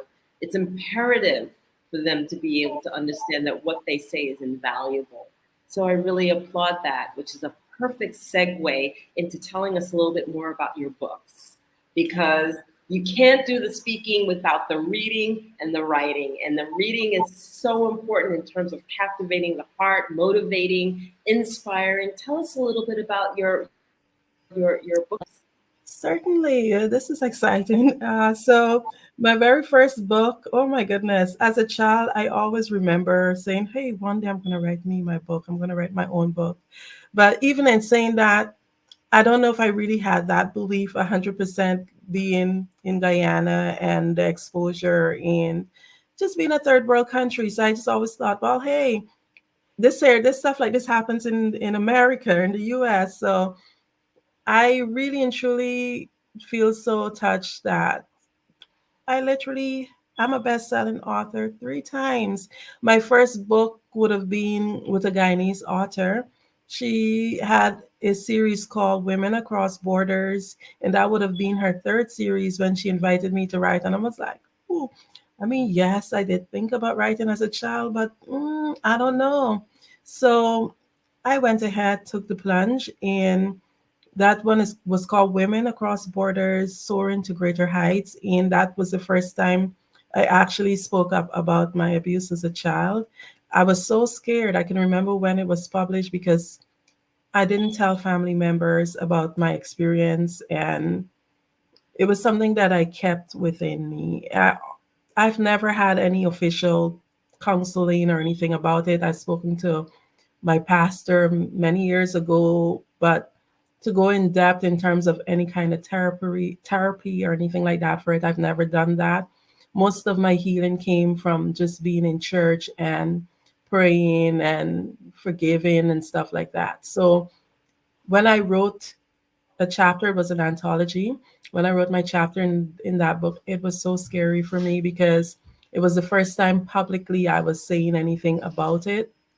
But it really brought me a lot of relief and release. And my second book would be another anthology, would have been Her Story. This is with the wonderful Caroline Wilson. She also approached me. We would have met when we did the Power Voice program with Les Brown. And Okay. she approached me about writing. I was like, hmm, here again, I have to think about it. She said, don't think about it, just do it. So I did. And my chapter in that book would have been called Persevere with Elsa. It would have been just highlighting a period in my life. I would have mentioned earlier that I did things for growth along the way. So I was developing, yes, along the way without even knowing that how much I was growing. So that period of my life, it would have been when I had a job. I was working at this really beautiful company in Barbados, Colombian Emeralds International, duty free Caribbean. And I was a sales associate doing pretty well. And I had a job at Sandy Lane Hotel. That is like the prestigious, luxurious hotel of maybe the entire Caribbean or one of them. That's where all the celebrities stay. So for me, the jewelry that they sold there at that time was high-end jewelry. You could have a piece of jewelry for 100 and something thousand US dollars, etc. Uh-huh. So it was very prestigious and I loved it. So when they told me, hey, we're moving you because you do so well, we're moving you to become an administrator for a location. I was like, I didn't want that because I would not have my commission anymore. But anyway, I was forced to take that post. It wasn't an option. And I had started studying accounting because at that time I wanted to become a chartered accountant. And I was applying for positions within the company and not getting it.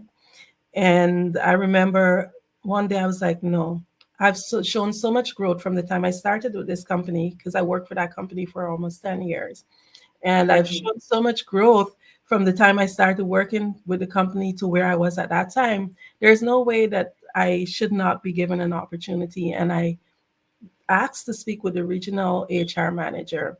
And I was just showing the power of speaking up because I was so afraid to speak up. Again, that haunted me, that inability to really represent myself. So I just highlighted that in the second book.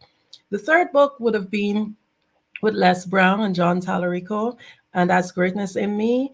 And in that book, I just spoke mainly about my chapter was called Adorn Me. Again, I adorn me to adorn yourself. And I just spoke mainly about my journey of trying to understand or getting to that point of understanding the importance of loving me, the importance of adorning me. So it's basically self-love and just encouraging others to understand the journey to self-love and self-acceptance. So that's pretty exciting. So beautiful. And then I want to just get a little bit in before our show ends about your TV hosting. Talk to us a little bit about your radio. Oh, most definitely. So I am not doing that anymore. I think maybe it might have been May or June would have been the last time I would have done that. But I was hosting for about a year and a half with Destiny Unleashed. That's with the wonderful Kelly Worrell and Valbert Bryan. They were both students of Les Brown, and Kelly has like a really great vision in terms of that TV show, and she invited me and Valbert to co-host with her. That was such a beautiful experience, but I believe at the time that there were so many changes and there were so many things that were going on with me, I needed to just step out and continue on my journey to build what I was doing. Because when you're doing co-host, it takes up a lot of time because we always filming, you got to create content and so forth. But Destiny Unleashed was definitely a beautiful experience for me. It's available on Roku and on demand. Okay. Generally, so that was a beautiful experience too. So you have this beautiful message. What is it that you want everyone or the youth to know right here, right now, that you would share with them? Oh, most definitely. I will tell you whatever it is that's going on in your life, just remember to love yourself. I've been being part of social media, you find sometimes people have their 2 cents to put in, as I would say, and I've been knocked down for promoting self-love, but I will still continue to do it because I know a lot of Christians think that self-love is not a good thing. And I tell them, if you're coming from the standpoint of being a Christian, the Bible says, love your neighbor as you love yourself. So you have to love yourself in order to be able to love your neighbor. So you have to love yourself. So I would tell persons, it's not being selfish. The greatest gift you can give yourself is to love yourself first, accept yourself first. And you will give those around you a beautiful gift because you will be living your optimum life and you'll be able to give them the best version of yourself. Beautiful. Andrea Adams, can you please share how people can get in contact with you if they want to view and engage with you? Most certainly, I would say because I spoke about a broad number of things, I would say the best way to get me is through Linktree. I have my phone number there, all my social media handles, etc. are there, and that's linktr.ee.ee/adornami, ADORNAMI. Thank you so, so much. I want to thank you for the opportunity of sharing with us and telling us about your beautiful work with the youth. And there are so many youths out there that feel lost and they're like looking for engagement. So if you're out there or if you know a youth that is looking for engagement, please let them know about Andrea Adams' programs and share the knowledge and share the powerful a gift of empowerment and coming into one's advocacy. So thank you again, and genius is coming, and I'll see you on the other side.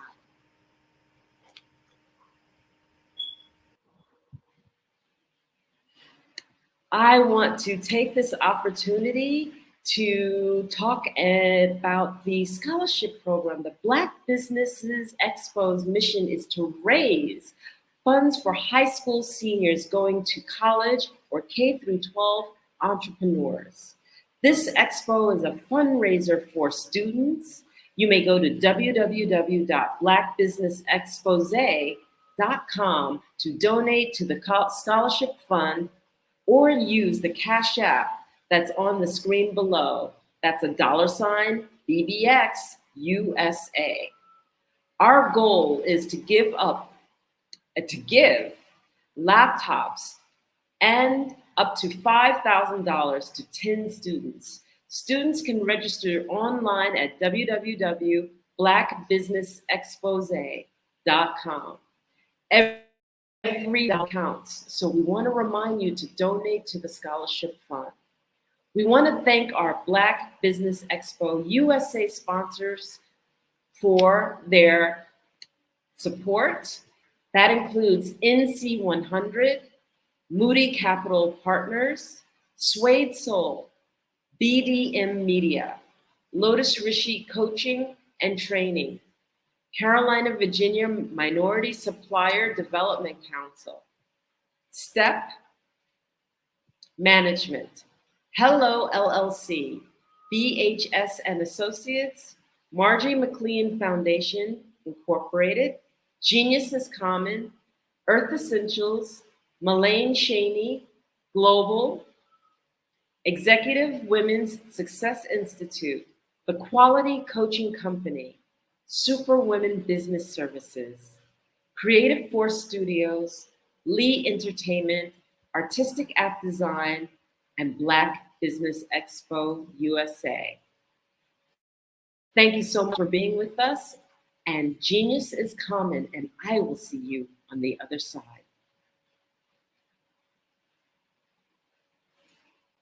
I'm Kennedy Harris. My genius is being an entrepreneur.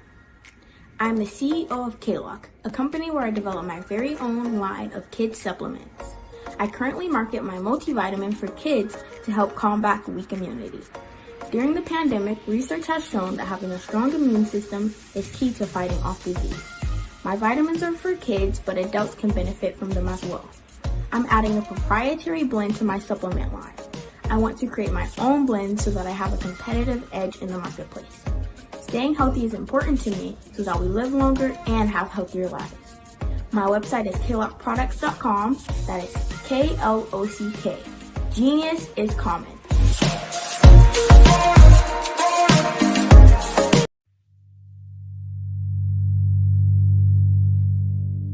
So what we have to do is when we get in a spot, we need to create some spots for us. That's the main thing. We need to be able to be in a position where we're able to create those spots for us.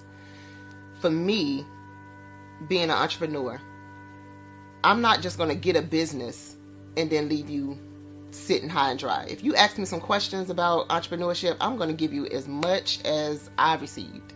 I've seen people who made it, and then when you ask them, it's like, okay, now you have to pay me for the information, the same information I got for free. We probably in totally different cities. There's no way that we're going to bump heads or anything. We're not competing. Bring me up with you. And so I just think that whatever education that I have, then I need to be able to give that to my own as well. So create the spots.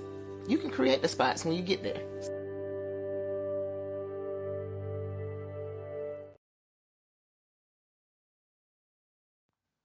Genius is common. And my genius is nutritional strategy. I am Shawnee Smith, the owner and creator of Can Do Spice. Can Do Spice was created because I knew that adding herbal and mineral supplements to my diet did not have to be boring. In fact, because I'm a food enthusiast, I knew I could create something flavorful and explosive that also had the benefit of adding herbal supplements such as sea moss, bladderwrack, burdock root, and black seed, just to name a few.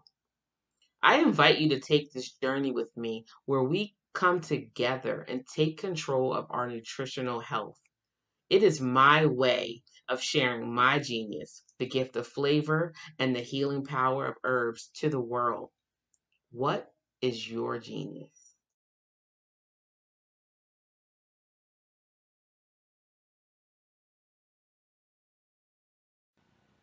Hello, my name is Kiasi Helm and I'm 14 years old.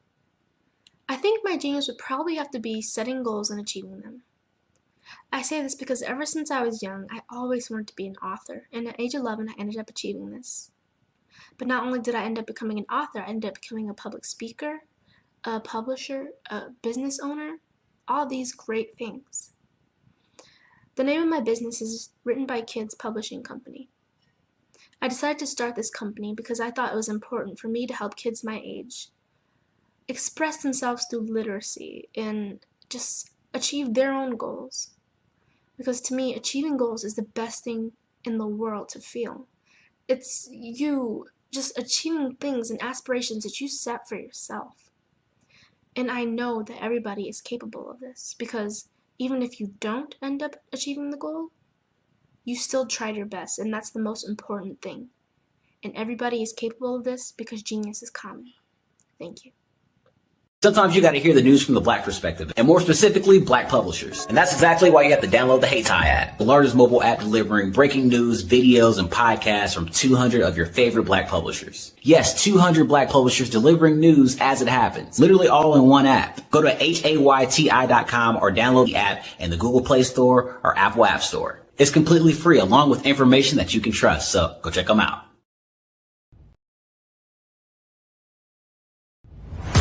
Social media is evolving. It's more vibrant, more colorful, more energetic, and so are you. It's not just photos anymore. It's video, it's audio, it's subscriptions. And now there's Fanbase, a new monetized social network. Fanbase delivers the complete native app experience with full content monetization for every user. No algorithms that shadow ban your engagement or growth, and no ads.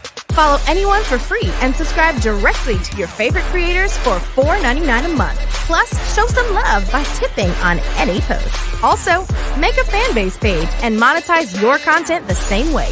Finally, connect with your followers by posting the amazing content you already create. And now, get paid for it. It's time to energize and monetize. Because everyone's a fan of something, and everyone has a fan base.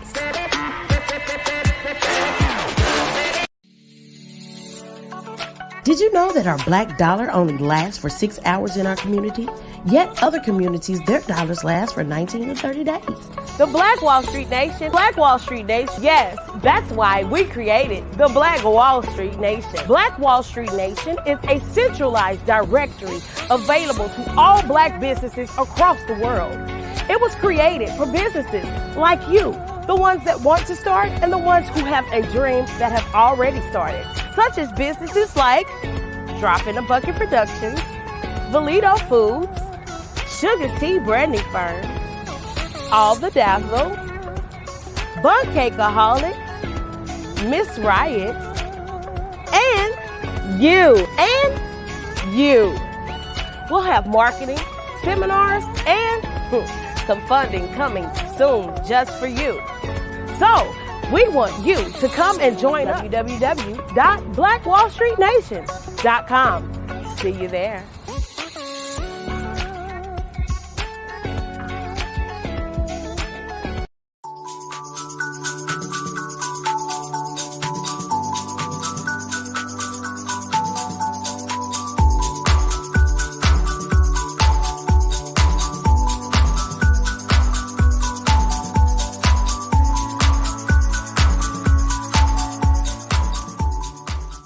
I have my PhD in biomedical informatics, and I tend to focus and get really passionate around genomics, particularly when we talk about genomics for precision health, genomics for community and population health, so on and so forth, and some of the disparities and differences that manifest themselves in the human body based on your heredity, your ethnicity, your environmental impact and stimulus that's coming from outside of your control, and how that impacts the way you ingest medicine, the way your body takes in that medicine and delivers it throughout your cells.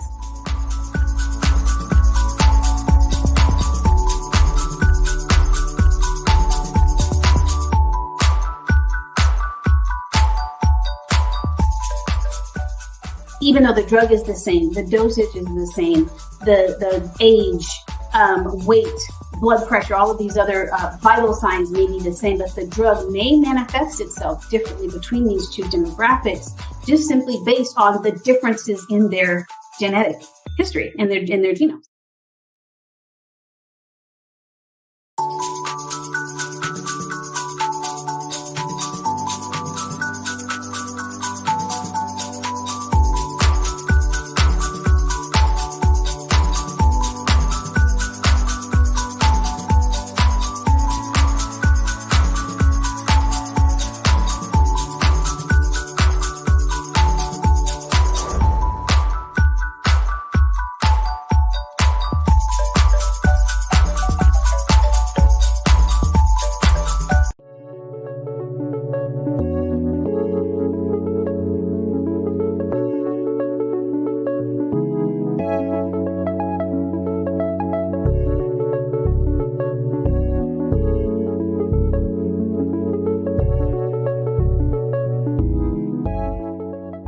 Passion has been around helping communities of color and historically underrepresented and underserved communities, minority, rural, veterans, persons who are differently able, in the intersection of education, innovation, technology, industry, and let's throw some entrepreneurship in there just for fun.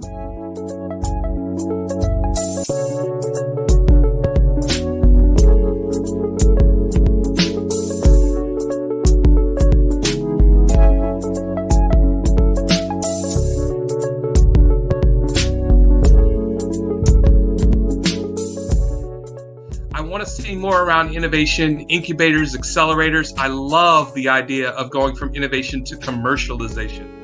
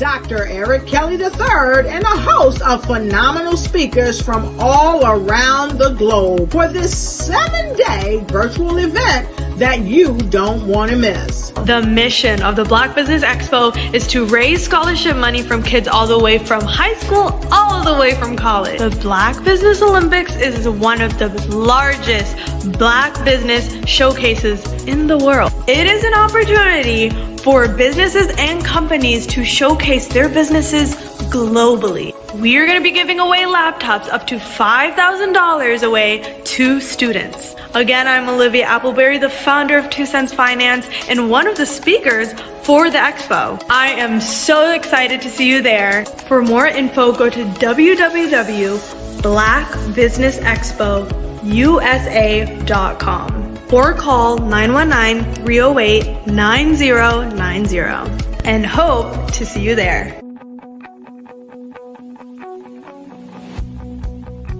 I am Black Business. From the moment I wake until the time I sleep. Yes, I am Black Business. I am Black Business. Tell me, are you Black Business? I am Black Business. Do you support Black businesses? Listen, I support Black business because I am Black Business.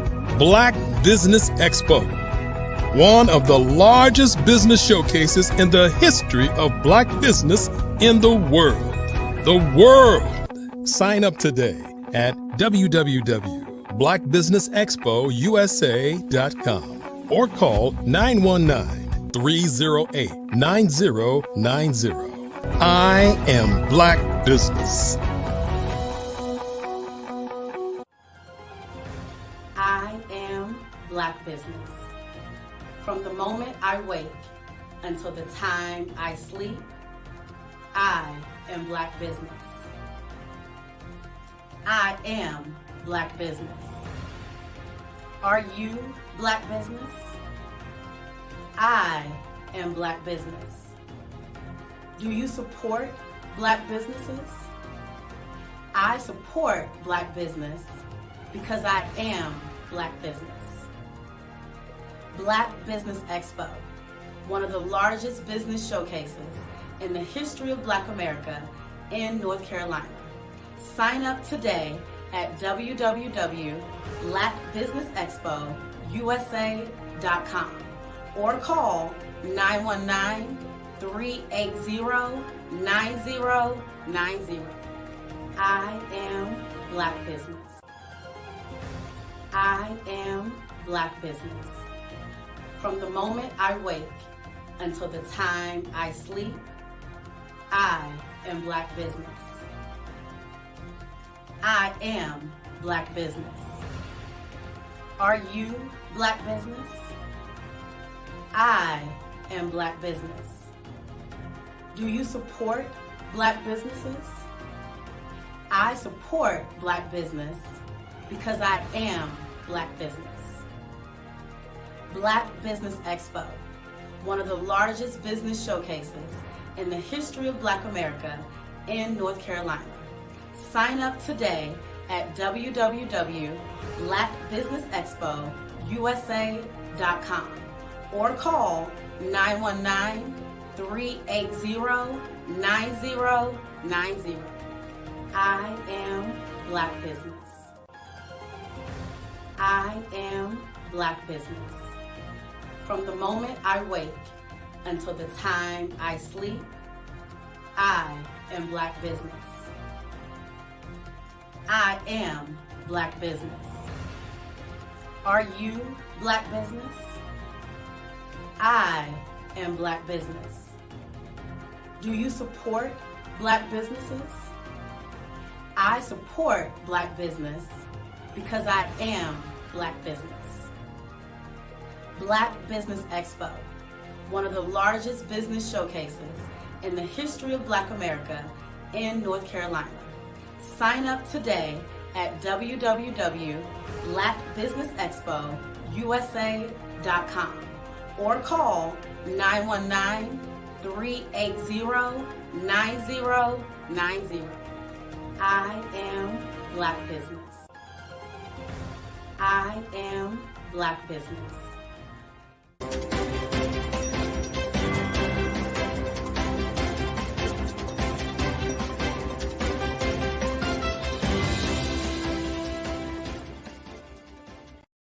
Ladies and gentlemen, and fellow professionals, please allow me to introduce myself.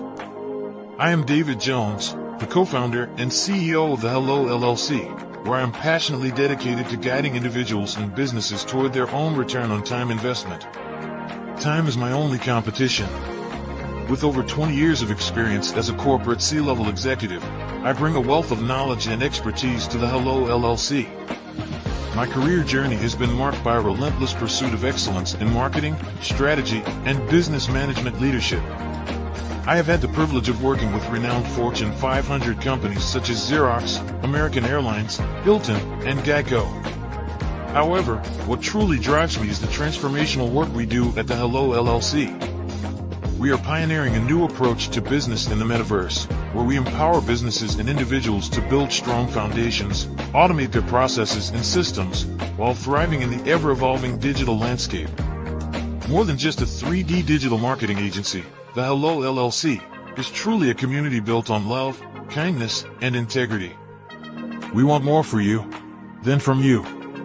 As I often say, collaboration is the new competition. In an era where time is the most precious commodity, I am here to guide you toward your own return on time investment, because if time was sold in stores, it would be sold out.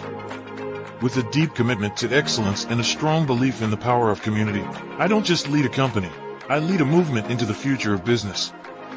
Ladies and gentlemen, it is both an honor and a pleasure to be your guide on this remarkable journey. I am David Jones, and together, we will embrace a future marked by success, collaboration, and the transformative work we do at the Hello LLC. Hello stands for helping everyone live life optimally. So, let's make that pivot together and start living life optimally today.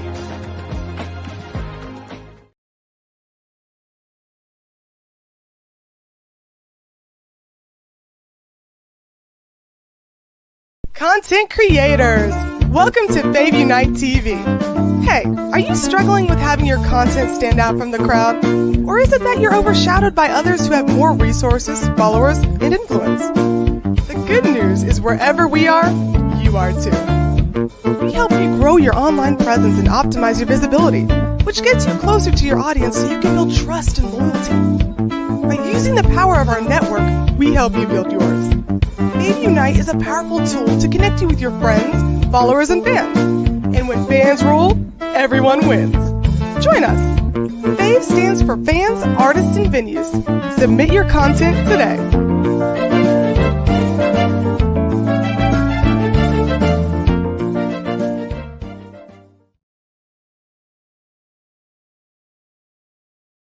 Are you a forward-thinking entrepreneur or business owner?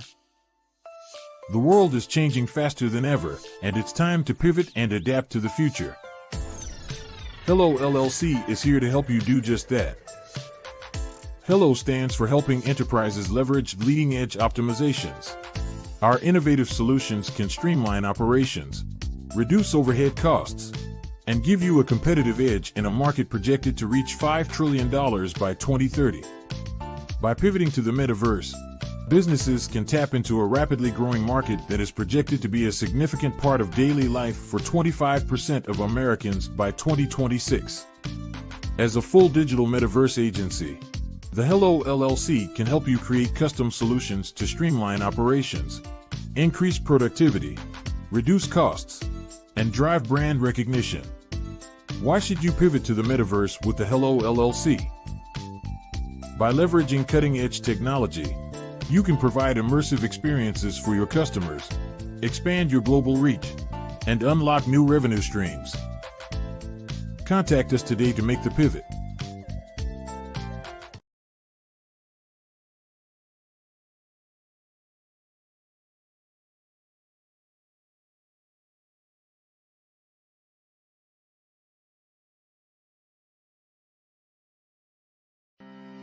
Are you aware that showing off your expertise can gain customers and position you as an expert in your industry? consumers need confidence to purchase. So let us showcase your knowledge by interviewing you for a 3 to 5 minute video. We'll position you as an industry expert with a customized interview style video, and for a limited time, we'll cover all production costs. Click this ad or call now for all the information. You'll want to experience the same 5-star service our customers love. So take advantage of this one-time offer. Click this ad or contact us now.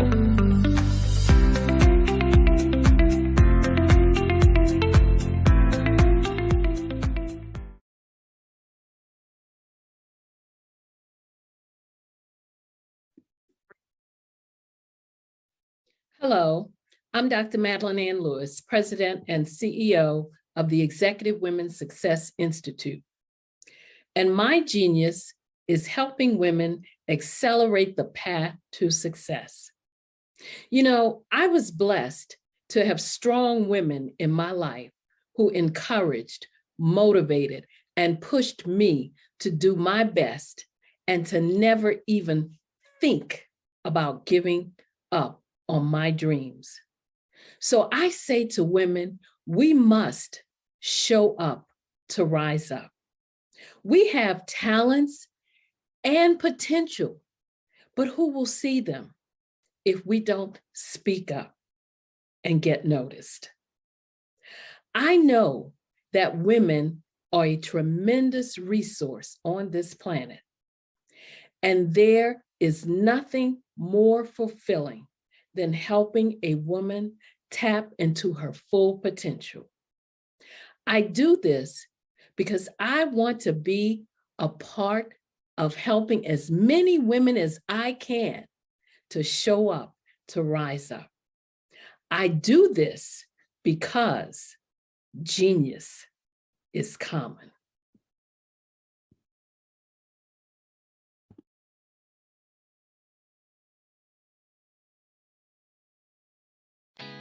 Did you know women represent just 3% of Fortune 500 CEOs and less than 15% of corporate executives at top companies worldwide?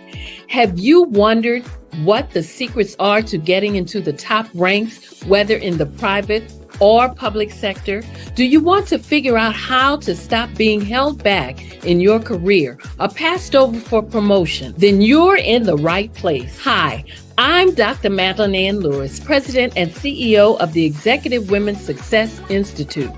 I have decades of experience in the military, the federal government, and corporate America, and my mission is to help women succeed and tap into their full potential. I want to reach 1 million+ women around the world to become the leaders they are meant to be. So if you want to move into a management or executive level position, or maybe you are a female veteran transitioning out of the military into business entrepreneurship, then reach out to the Executive Women's Success Institute at 301-693-3284. Let us get you on the fast track to success.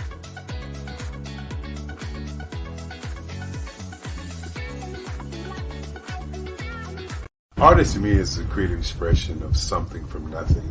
You know, it explodes onto the canvas, or it explodes on in my work. One of the things that I try to do more than anything is I try to just give the lines and the movements and emotions and expressions into what I do. Art really means to me a chance to express how I feel deep down inside. Most of my art begins as a thought that I might have, you know, whether it's sports, whether it's history, whether it's a woman or a man. It pretty much starts as an idea of thought before I get into the actual image of what I'm going to draw. I do a lot of historical pieces. I was a history minor in college, and I love to do history pieces.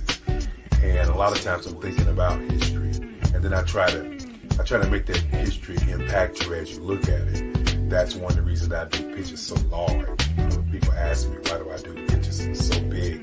And I tell them, I want the piece to impact them as they're looking at it, to kind of dominate their space.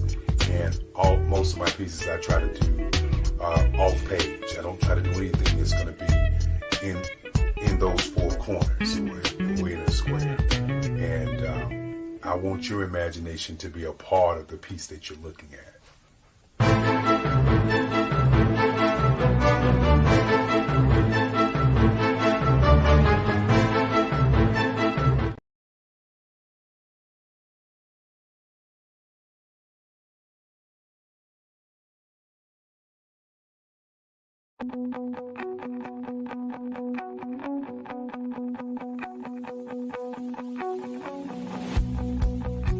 I am Black Business. From the moment I wake until the time I sleep. Yes, I am Black Business. I am Black Business. Tell me, are you Black Business? I am Black Business. Do you support Black businesses? Listen, I support Black business because I am Black Business. Black Business Expo, one of the largest business showcases in the history of Black business in the world. The world! Sign up today at www.blackbusinessexpousa.com or call 919-308-9090. I am Black Business.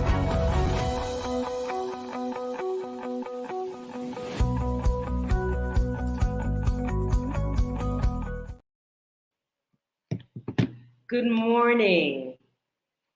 Business owners, entrepreneurs, thought leaders, and corporations, and welcome to the Black Business Network. My name is Dr. Enolia Foti. I am the CEO of Enolia LLC, the Director of Operations for Vision Afrique Development, and the CEO of Expressions of Humanity Foundation. I am your business moderator for this morning, coming to you from Angola, Africa, on the Black Business Network. The Black Business Network is a 24-hour business network showcasing Black businesses, Black owners, business owners, entrepreneurs, and thought leaders worldwide. We have speakers from North Carolina, London, Singapore, Africa, Japan, and from all over the United States. The Black Business Network is a global community sharing its business knowledge to empower, inspire, and educate businesses about businesses. And the topic of our keynote today will be fundraising readiness. And our next keynote speaker is Dr. Barbara Wright, Certified Dream Builder. Dr. Barbara Wright is a certified dream builder, is the founder of Certified Dream Builder Incorporated, a development consultant at Wright's Partners Group, LLC, and president at Certified Dream Builders University. She has over 20 years of experience raising from $10,000 to $10 million, helping to win over $150 million in grants, contracts, and loans for nonprofits, for-profits, faith-based organizations, schools, and colleges. She has served both small and large organizations, including serving as program manager for the Housing Authority of Kansas City and as grant manager for Kansas City Public Schools, retiring 2021. I present to you Dr. Barbara Wright. Good morning. Good morning and welcome. Thank you. And Thank you. It's good to be here. It's great to be here. And genius is coming, and I'll see you on the other side. Sounds great. Good morning, everybody. I am going to share with you this morning my genius, which is fund development. And I have developed some systems that I think will help you in fundraising, grant writing, and fundraising. So we're going to cover what I consider my checklist. It's 7 steps. This is from my book, Getting Ready for Grant Writing, made it easy. So I'm going to share 20 tips on a checklist that I've developed that would help you in getting ready to walk through the funding door.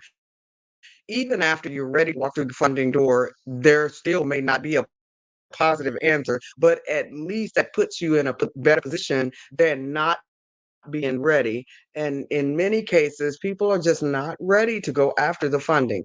I want to make sure that you at least know what you need to do in order to be ready for funding so that you're not feeling so bad because you get turned down, because there's always an opportunity for you to get turned down. If any grant writer or fund developer tell you that you're not going to be turned down, let me just let you know, you probably want to run away from that one, because you are going to have times that you are going to be turned down for grants.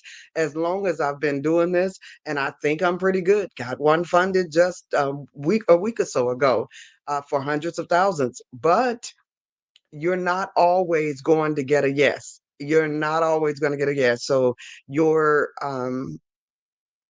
track record is going to fluctuate based on whether or not you are truly aligned with that grant. It's lots of different reasons. But what I'm about to give you is a list of about 20 areas that should help you in walking through the funding door. And they are in categories, in 7 different categories. So phase 1 is your initial planning. And when you're doing your initial planning, you want to make sure that you're doing that feasibility study, which includes your SWOT analysis, which is your strengths, your weaknesses, your opportunities, and your threats. It includes a pestle analysis, which looks at political concerns, economic concerns, societal concerns, technological concerns, environmental concerns, and legal concerns. It looks at all of those to see whether or not you are ready, or what it is that you have decided to do is something that is fundable.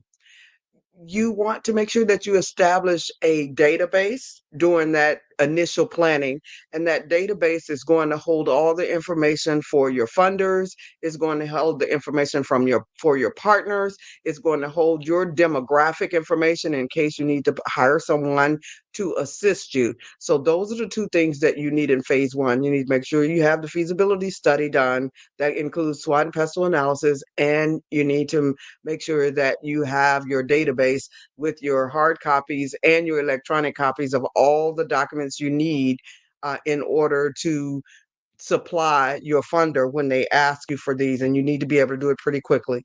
Phase 2 is meeting those regulatory requirements, because when you are applying for grants, you definitely need to apply to make sure that you are ready for all of your regulatory requirements, that you are meeting all the regulatory requirements. And each funder may have a different set of requirements that they want you to jump through, or they may have a different database that they want you to be in. So you want to meet the current and future regulatory requirements. You want to look at your state incorporation documents and preparation and bylaws, and make sure that you have met those, not only your state, but your local and state.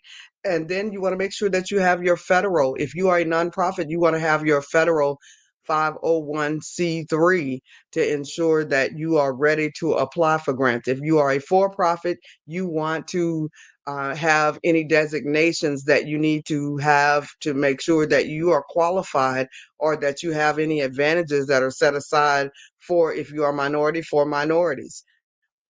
Phase 3, you want to establish your business credibility. So phase 1 was initial planning. Phase 2 is making sure that you meet the regulatory requirements of your local, state, and federal organizations. And then phase 3 is establishing business credibility. When you establish business credibility, you want to make sure that you have a bank account in the name of your nonprofit or your for-profit organization that you are trying to get funding for. You want to have a professional email, and that's not an AOL, that's not a Gmail, that's not any of those. That is a name like mine, which is bwright@certifieddreambuilder.com. You want to have a name that you own. And so that is your professional email. You want to have a professional business address, a professional phone number. You want to have a Cheers bank account. And you're probably saying, Dr. Wright, what on earth do you mean by a Cheers bank account? What I mean is that that bank account has a wealth management officer, and they handle wealth management accounts, which when they reach a certain level, they may give out some of those funds. And I would say it's probably best to be at a bank that has a nice number of accounts that they manage, and they'll know when there's funds to be given away. And if that Cheers Bank officer or wealth management officer knows your name, they may let you know when there is some funding available and let you know that it is time to apply. Now, that doesn't guarantee that you're going to get the funds, but it is nice to have that little advantage. You want to make sure that you have some net 30 accounts that's going to build your credibility in the credit world. That was phase three. So I've covered phase one, two, and three. Phase one is initial planning. Phase two is making sure that you meet those regulatory requirements. And phase three is making sure that you establish business credibility. We're talking about being ready to go after funds. Some of us want to just jump out there and apply for grants, and you haven't done any of the background work to get yourself ready. I am a proponent of readiness, and that's what this checklist is all about. So we're moving to phase four. Phase four is making sure that you are branded properly. When you are branded properly, you have your logo with your brand manual, and your brand manual includes your case statement. Your case statement is made up of three different statements: your mission statement, your vision statement, and your value statement. That develops a case statement about your organization. You want to make sure that you have your slogans, your graphics, your platelets, your color um, palettes. I'm sorry, your color palettes to so that you know the colors that you're going to use for your scheme. According to the BBX, the colors seem to be red, white, and blue. My colors are blue and green. Whatever colors you have chosen for your organization, then that's what you're going to develop in that brand's manual. And everything that you do, your website, everything that you do is going to be centered around those color scheme. Um, you want to make sure that you have a website, and your website should have um, major pages on there and a donation button. Your welcome, your about me, your service, and sometimes it's called who we are, what we do, get involved, your contact page. You want to make sure that you have your website with your drop down menus that can let everybody know what you're doing. I know some of you have your Facebook, some of you have your Instagram, some of you have your TikToks, but you also, when you really are ready to be professional, you need that website. And then you also need LinkedIn as well, but you definitely need that at minimum 5-page website. But if you're going to have somebody build it for you, you want to make sure you have those drop down menus so that you can add other pages as you go. You need your social media presence with social media like Facebook, LinkedIn, Instagram, Twitter. And there's probably some others. A lot of people who are doing international business need WhatsApp and some of those others. You need collaborative development. That's phase five. So we've covered phase one, two, three, and four, and now we are covering phase five. There are 7 different phases that you are going through to ensure that you are ready for grants. So our collaborative development is where you're registering with your community foundation. Almost all areas have a community foundation. And even if you're in a rural area, there's probably a community foundation in the next city near you. So you need to register with your community foundation. You need to register on grants.gov and sam.gov to obtain your unique entity identifier number. You may need your DUNS number for some grants, but that's not as prevalent as it used to be in the past. So to get that unique entity identifier number that you're going to need to apply for grants, you definitely need to register on SAM and sam.gov and grants.gov to ensure that you are ready for applying for some of the larger grants, the federal grants. You want to make sure that you have your program logic model. For those of you who just might be joining, this is Dr. Barbara Wright. I am the president of Certified Dream Builder, Inc. It is a nonprofit that provides pay as you can training for grants. every Monday and Thursday morning at 9 a.m., we have a pay as you can session. You can pay anywhere from $0 to $500 to come in and learn about grant writing. So we're excited to be here on the BBX this morning, Black Business Olympics, and sharing with you. But if you want to find me later, it is at certifieddreambuilder.com. You want to make sure that you have a program logic model. And that program logic model has 10 areas that you need to be prepared for if you want to write grants. That includes your goals, your objectives, your implementation, your evaluation. There are lots of different areas that you need to be ready for. There's a timeline, there's your sustainability, there's your dissemination, there's sustainability, there's your budget. There are 10 different areas that you need to be ready for in that logic model and questions that you need to answer. In some grants, they call them inputs, outputs, outcomes, and impact. So you definitely need to know what those are. If you need to know more and you're not getting it all today, make sure that you get my book called Getting Ready for Grant Writing, or attend the Monday, Thursday sessions when you are not listening to the VBX. You also want to have your board members, your executive board members. Those are the people who make decisions, fiduciary decisions for the organization. And you also want to have your advisory board members. Those are board members. They're not fiduciary in nature, but they help you raise funds for your organization. They bring, I call my 3 W's, work, wisdom, and wealth, to the organization. So you want both of those boards. Your executive board, you want to make sure that you keep that close to you and you don't put as many people on that one. But your advisory board, you want to add as many people as you can to that advisory board to make sure that you have enough people to help you with work, wisdom, and wealth.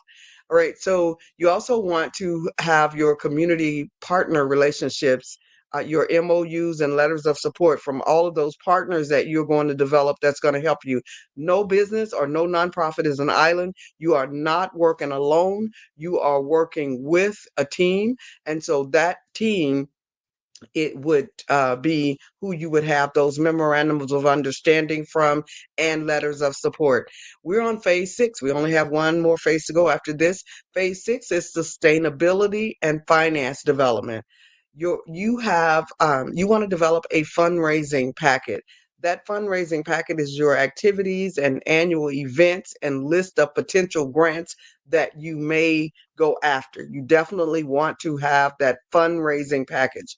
That fundraising package can help drive your activity for raising money for your organization, because there are 7 different income streams and you want to be pulling income from those. If you want those that are, make sure that you get my book, Getting Ready for Grant Writing, Finally Made Easy, on our website at certifieddreambuilder.com. You also want a scalable operating budget. That scalable operating budget means this year it may be this amount, next year it may be an additional amount, the next year it may be, a little bit more. So you do want a scalable budget that can change based on the growth and needs of the organization. You want a customized, scalable program budget. That means what you're asking the funder for. So if you're about to go and ask someone for their money, not only do you need the amount of money that you're asking them for, unless it's a no match grant to where you don't have to have any money up front and any skin in the game yourself, you want to have your own operating budget so that the funders generally know that you have some skin in the game. You also want a sustainability or financial plan with your customer relationship management. So your sustainability plan is going to be how you're going to keep your organization going after the grant money is gone. And that brings us to phase 7. Phase 7, you want to make sure that you train your grant team. So you're going to take all the information that you created in those first 6 steps, and you are going to develop your grant writing team, your grant training. You're going to help your board members. You're going to train everyone who is going to be a stakeholder in your program, even some of your partners, you want to make sure that everybody is on the same team. Everybody is on board with what you are doing. Everybody is ready to go with you, because if you have people out there who are not prepared, it will slow you down. Make sure that you are that you have trained your team and you're ready. So we're going to go back. Phase 1 was initial planning, making sure that you have your feasibility report, which includes your SWOT and pestle analysis and your database. In phase 2, you want to make sure that you met those regulatory requirements. That's your current and future regulatory requirements, because you have some regulatory requirements now, but just know that they're not static. They may change over time. State incorporation, document preparation, and bylaws. You need your 501c3, and then you need to continuously keep up with your 990s. You want to keep up with any reports that you have to file in order to ensure that you are a viable organization and that you don't lose your 501c3 and don't have your state rescinded and have to apply for those again. In phase 3, you want to establish business credibility, making sure that you have your bank account, that you have your professional emails, your professional business address, your professional phone number, that you have your bank account, all those things. In phase 4, excuse me, we talked about branding. We want to make sure that you have your logo, your brand's manual. We want you to have your case statement, which is your mission, vision, and value statement. We talked about the slogans, the graphics, the palettes with all of the different colors. We want to make sure that you have your 5-page website that features everything that you're doing in your organization, your social media presence.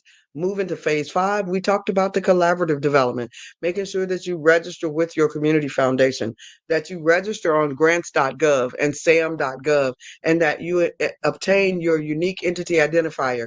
Now, if you're saying, Dr. Wright, you are going just too fast, I don't have these things, make sure that you get my book, Getting Ready for Grant Writing, because it walks you through all 7 of these steps.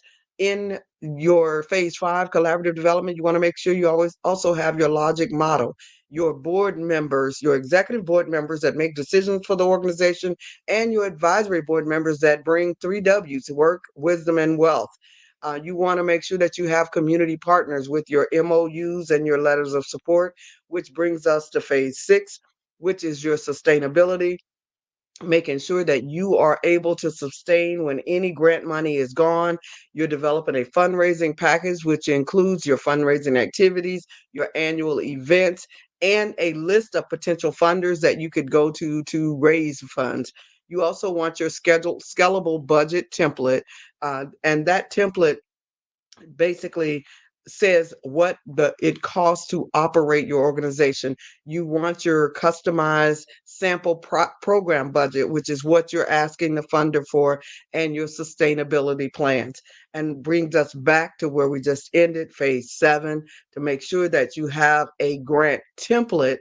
And in that grant template, you want to have your executive summary. You want to have your narrative, which is your executive summary is your 5 W's. That's your who, your what, your when, your where, and your why of grant writing. Your narrative explains your 5 W's. It expands those 5 W's, and it talks about the types of people that you're serving.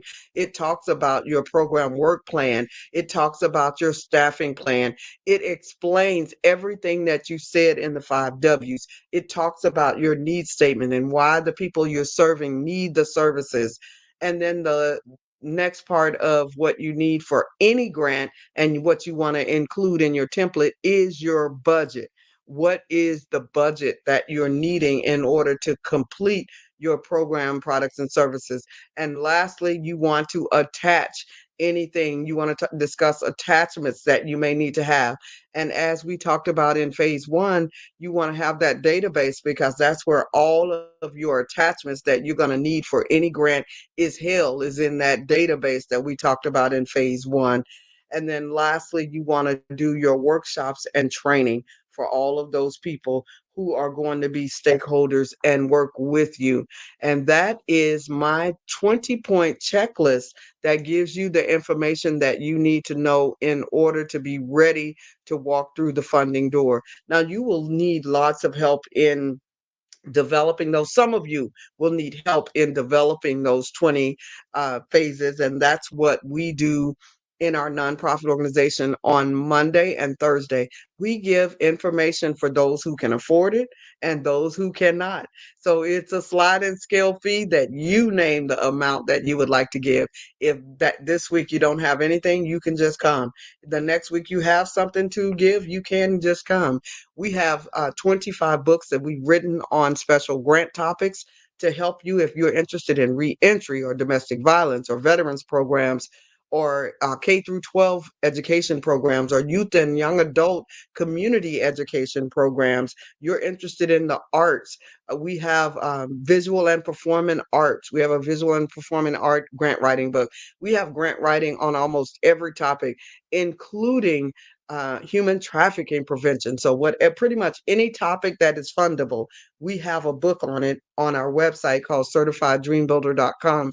So I'm sure that my time is about gone, but the 20-point checklist that I talked to you this morning about is on my book called Getting Ready for Grant Writing.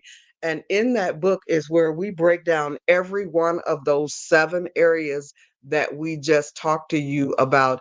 And I believe this is a hybrid session today. So I'm excited that Black Business Olympics is maybe going to ask me a few questions about grant writing, and we'll be able to give you some of those answers. We will continue to go on here while we're waiting for them to come on. I can give you my 5 W's, which is the who, the what, the when, the where, and the why. Remember, I talked to you about those earlier.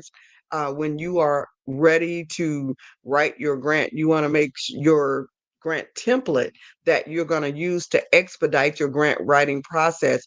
You want to make sure that you know what your 5 W's are for your organization. When you are planning your organization, those 5 W's can help guide you to success. Your who is who are you? Who are you serving? Who are your collaborators? Who's your competition? Those are some of the who's that you want to answer, but there's going to be a whole lot more that you can answer in the who. And when we're talking about who are you, we're talking about personally, academically, and professionally. When we're talking about who you're serving, we're talking about who are your initial targets. Who will you target after the first year? Who will you target after the second year? And then when we talk about who are your collaborators, we're talking about locally, nationally, and internationally. When we talk about your competition, we're talking about locally, nationally, and internationally. You're not just on your block anymore. When you turn this system on, this computer that I'm talking on, when you turn your laptop, your computer, your phone on, now you have just gone global. You are no longer just in your kitchen or in your city or in your office. Now you're global. So that's why you want to know locally, nationally, and internationally who your collaborators are and who your competitors are. The what? You want to know what program, product, or service you are providing. You want to be able to explain that in 10 seconds, because I tell people that I help manifest millions for missions who are providing miracles to many. I know exactly what my 10-second elevator speech is, and you need to know what yours is as well. And at what price? That's the what. So what programs, products, or services are you offering? And at what price are you offering those programs, products, and services at? And then the when. When are you providing your program, product, or service? Hourly, daily, or weekly? And what is the cost per unit for what you're doing? One of the grants that I just helped someone win, that grant was providing over $12,000 per person that you serve. So if you're serving 100 people, then you know exactly how much money that grant would net you. If you're serving 10 people, then you know how much money that grant would net you. So you need to figure out what is your cost per unit or what is your cost per person. And then where will you work? Online, offline, in person, virtual? What is the cost of the technology? Because in many cases, a lot of managers forget to include the IT. Because if you're going to be successful now, you are definitely going to have IT. And where let's see, I went over the where and the why are you doing what you're doing? That's the last of our 5 W's. Why are you doing what we're doing? Or do you have statistics to support what you say? It is so easy to find those stats in many cases to support whatever it is that you say you are doing. And you want to make sure that you are looking at stats, that you can answer those stats, that you know exactly why you are doing what you're doing. And is what you're doing fundable? When we talk about that pestle analysis that we talked about earlier, that pestle analysis determines whether money is flowing or money is dripping. And you want to ensure that if you're going after areas to where the money is pouring, not just dripping. Now, if you know the difference, if you know in some areas money is pouring and some areas money is dripping, and you're still willing to work with the drip, then at least you know that there's not going to be as much money flowing from political concerns, but at least you know that you're going to have to do fundraisers to raise the money. So you can make it either way. It's just, will you be getting grants or will you be getting fundraisers? Now, with the pestle analysis, you want to look at those political concerns, the economic concerns, the social concerns, the technology concerns, the legal concerns, and environmental concerns.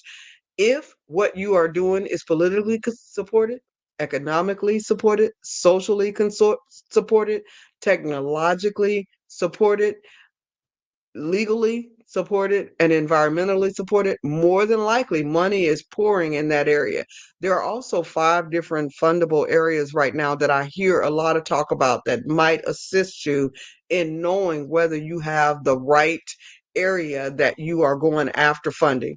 And that is what I call my WEAMs. So workforce and housing is one. Education improvement seems to be an area to where money is pouring.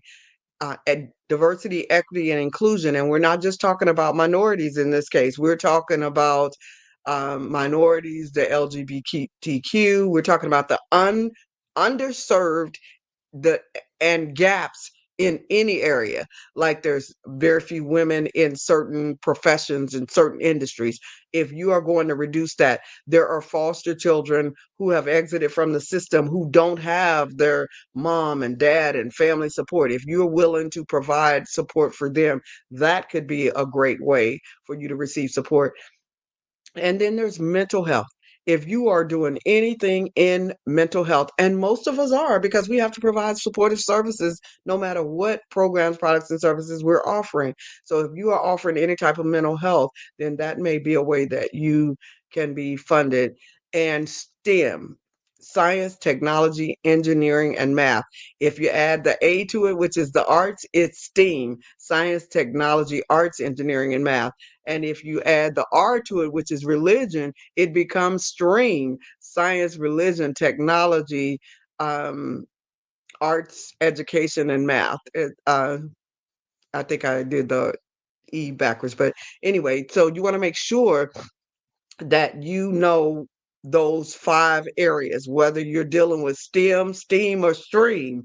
You want to make sure that you cap it with that S, which is going to assist you. So, again, those 5 areas where money is pouring is workforce development and housing, education, improvement, uh, diversity, equity, inclusion, your mental health, and your STEM, STEAM, or STREAM are the areas to where money is flowing. And I appreciate you listening today. I hope that this information has been helpful to you.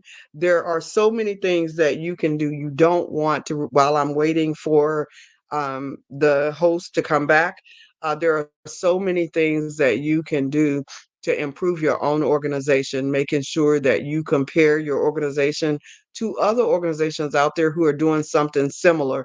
I have a book called My 4Ds: Discovering, Designing, Defining, and Deploying Your Gifts and Talent. And in there, we talk about keeping it 100. And by keeping it 100, we want you to check with the top 100 in whatever it is that you are doing to ensure that you get best practices, that you understand who's winning in the business that you want to start, who's winning in the nonprofit that you want to start, who is really serving the people, who is really getting some support, and that's not just in those areas. For those of you who are say, I'm not interested in a nonprofit, I'm not interested in a for-profit, I just want to get me a good job and be paid, been there, done that, whatever it is that you're saying, you still want to look at the top 100. You want to know the top 100 companies, the top 100 employers. If you are looking for a job, you want to look at the top 100 websites in areas that you want to be in. If you want to be an influencer, you want to look at the top 100. And then out of those top 100, you may be picking 10 of those that you want to be able to emulate, that you want to be able to um, replicate. You don't want to duplicate anybody's programs. You want to replicate their best practices, put a nice bow on it, and make it your own. So you're checking their size, you're checking their mission, you're checking their funding strategy, you're checking who their donors and sponsors and advertisers are, especially if you are a nonprofit or for-profit, because those same donors, sponsors, and advertisers may end up being donors, sponsors, and advertisers that can help you as well. So consider that. I'm still just waiting on our host to come back because we have basically completed this morning. But as I am waiting, I am also going through looking at some of the things that are in my Getting Ready for Grant Writing book and sharing a few tips with you as I go through this book. So everything that I'm sharing is from this book. Um, when you are doing your feasibility study, you want to make sure that you're getting your NTEE codes and your NAIC insurance codes. Both of those codes are listed in my book, Getting Ready for Grant Writing. So any of the information that I have covered today is in my book called Getting Ready for Grant Writing. But I want you to know that not only do we have the book Getting Ready for Grant Writing, we have 25 other books as well. And I'm trying to get those books over here on this same screen so that, oh, I think we're here. Hi, how you doing?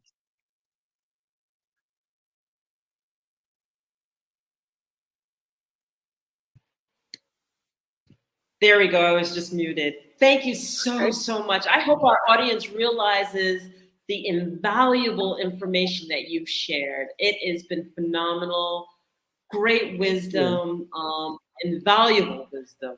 And there's a lot of money to be had out there, and we have to do the work. And that's the bottom line. That's it. So that's it. Thank you so much. And Genius is coming, and I'll see you on the other side. Thank you. Thank you. Have a great day.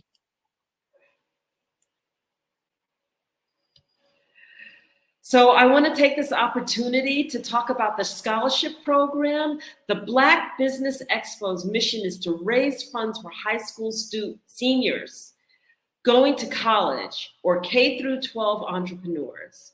This expo is a fundraiser for students. You may go to www.blackbusinessexpose.com to donate to the scholarship fund, or use the Cash App that's on the screen below. That $BBX USA is waiting for your use.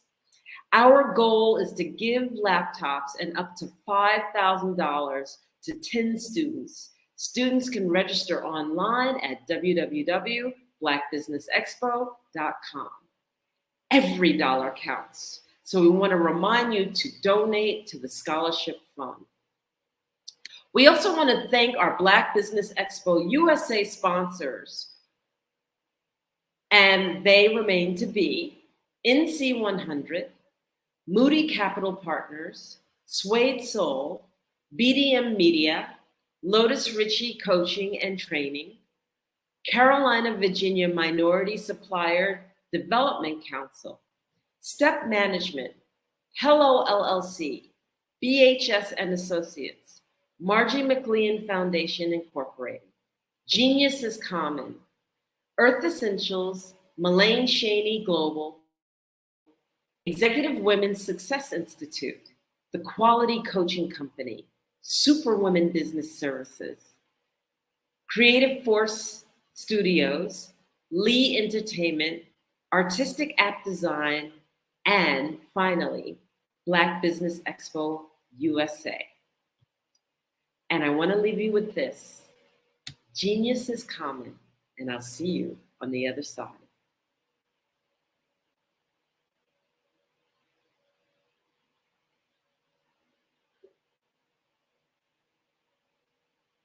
I'm Kennedy Harris. My genius is being an entrepreneur. I'm the CEO of K-Lock, a company where I develop my very own line of kids supplements. I currently market my multivitamin for kids to help combat weak immunity. During the pandemic, research has shown that having a strong immune system is key to fighting off disease. My vitamins are for kids, but adults can benefit from them as well. I'm adding a proprietary blend to my supplement line. I want to create my own blend so that I have a competitive edge in the marketplace. Staying healthy is important to me so that we live longer and have healthier lives. My website is klockproducts.com. That is K-L-O-C-K. Genius is common.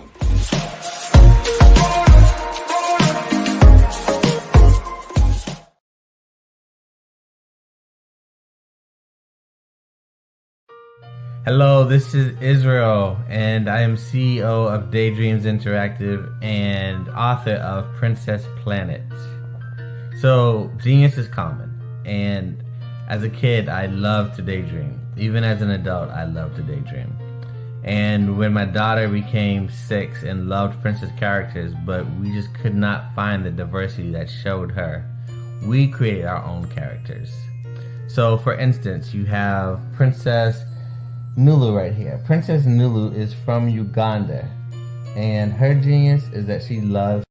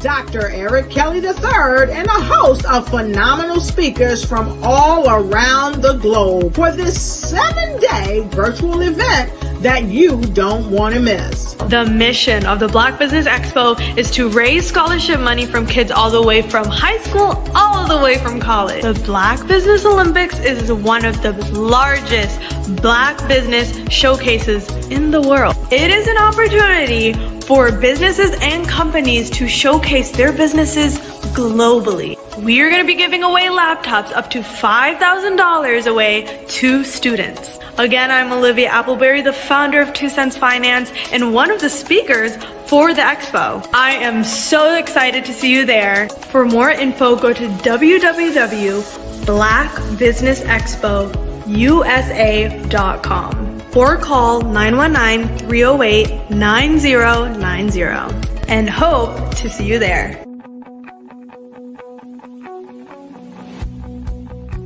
I am Black Business. From the moment I wake until the time I sleep. Yes, I am Black Business. I am Black Business. Tell me, are you Black Business? I am Black Business. Do you support Black businesses? Listen, I support Black business because I am Black Business. Black Business Expo, one of the largest business showcases in the history of Black business in the world. The world! Sign up today at www.blackbusinessexpousa.com or call 919.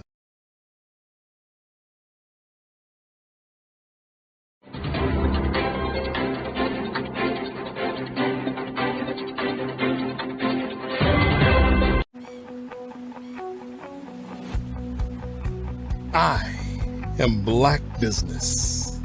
From the moment I wake until the time I sleep. Yes, I am Black Business. I am Black Business. Tell me, are you Black Business? I am Black Business. Do you support Black businesses? Listen, I support Black business because I am Black Business. Black Business Expo, one of the largest business showcases in the history of Black business in the world. The world! Sign up today at www.blackbusinessexpousa.com or call 919-308-9090. I am Black Business.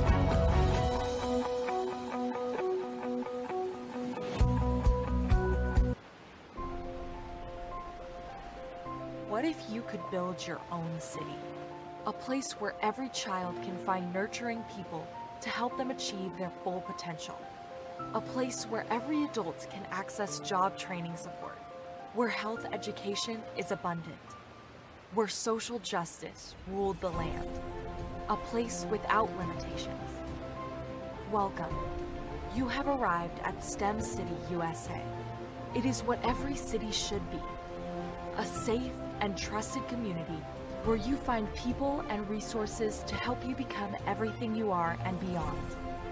STEM City is unlike anything you have ever experienced. It is a digital twin of the world around you, only better. STEM City is about energy and soul renewal. It is more than a digital world. You can almost feel the power of live cultural events, music, and theater. STEM City promises a better future for children with caring mentors and hands-on activities with dedicated tutors to support our youth. STEM City is your passport to a healthy lifestyle with weekly events addressing our community's many issues. STEM City is your financial well-being with helpful information on wealth management, career advancement, job training, and so much more. STEM City is the community you deserve. It is the city where your dreams can come true. STEM City USA, a place in the sky that is accessible to all who reach for the stars.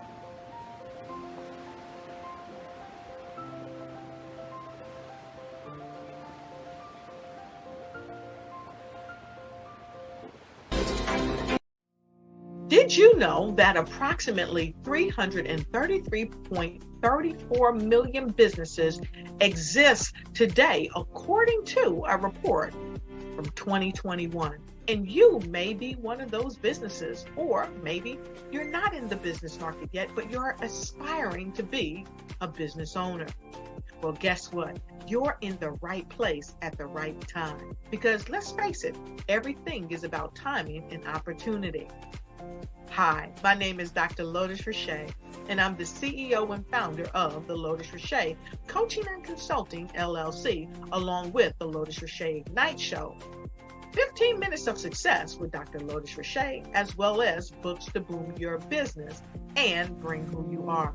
And today, I want to bring this amazing message to you about the Black Business Network and the Black Business Olympics. See, the Black Business Network and the Black Business Olympics is designed to help people just like you, that's right, that look like me, to take their business to the next level. Not just in your front yard or your backyard, but globally. The Black Business Network and Black Business Olympics is designed not to just help you survive, but to help you thrive. So join us today as we come together with businesses all around the world to support our students, our children, our young teens, our young entrepreneurs. What we do is we come together to help raise funds for students who are aspiring to be business entrepreneurs, who are aspiring and who are thriving in college. We endow them with a wonderful opportunity to gain scholarship of either a laptop or several thousands of dollars. And we invite you to help be a contributor to this amazing opportunity to help someone that looks just like you. So join us today at our website and let us connect with you and help you ignite and take flight in every area of your life on the Black Business Network and the Black Business Olympics. I'll see you on the other side.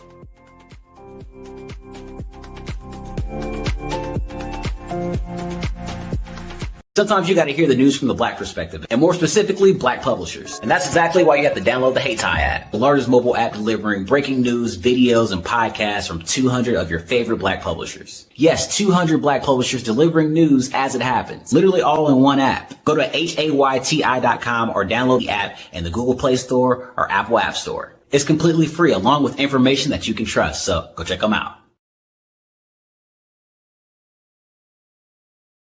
Follow the Brand TV broadcast host, Grant McGaugh, as he visits with top executives and entrepreneurs to find out their secrets of success with their personal brand. Follow the Brand TV broadcast host as he focuses on brand development to build better relationships, bring value to your business, relationships, and career. You will enjoy listening to each episode that is tailored to speak to you directly. If you're looking for this type of clarity in terms of building your brand, you have tuned into the right station. Each episode will help you to shape a conversation in the 5-star BDM network of 20,000 professionals and become a springboard for your corporate engagement and business opportunities. Each guest will frame their story in the areas of personal branding, business development, career development, financial empowerment, and technology innovation. Grant McGaugh explains why he is the CEO and owner of his own professional career. Grant is an accomplished business leader and entrepreneur who wants to give back to individuals to grow their personal brand strategy. Tune in as he weaves his story about new possibilities, while to you exceed expectations. If you love storytelling, this show will make for fun.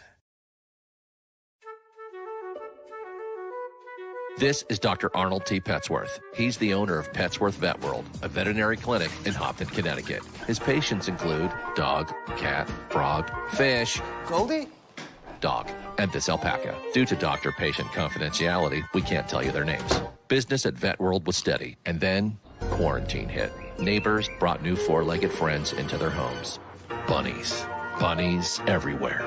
Dr. Petsworth welcomed these new patients with open arms. The only problem? There were more appointments than he could manage.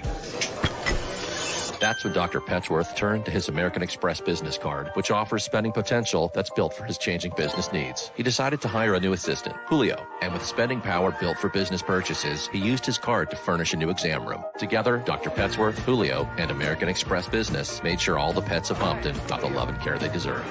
And everyone was happy. Get the card built for business by American Express. I am from Washington, D.C., but I was raised in Durham, North Carolina. I came to Durham when I was about 5 or 6, and then I traveled back and forth to D.C. because it's where my people are from. One of the unique things about my family is my mother, she's also an artist. She does quilting, and she does a lot of artistic things, and then my son, he draws with both hands, his right hand and his left hand like I do. So that's kind of a family trait. And then my other son, he's a videographer, and my daughter, she works, she's a regional vice president for Sunglass Lab. When you start out drawing and sketching, you want to continue to explore, each avenue. I do pastels, I do pen and ink, I do painting, I do acrylics. I haven't done oils yet.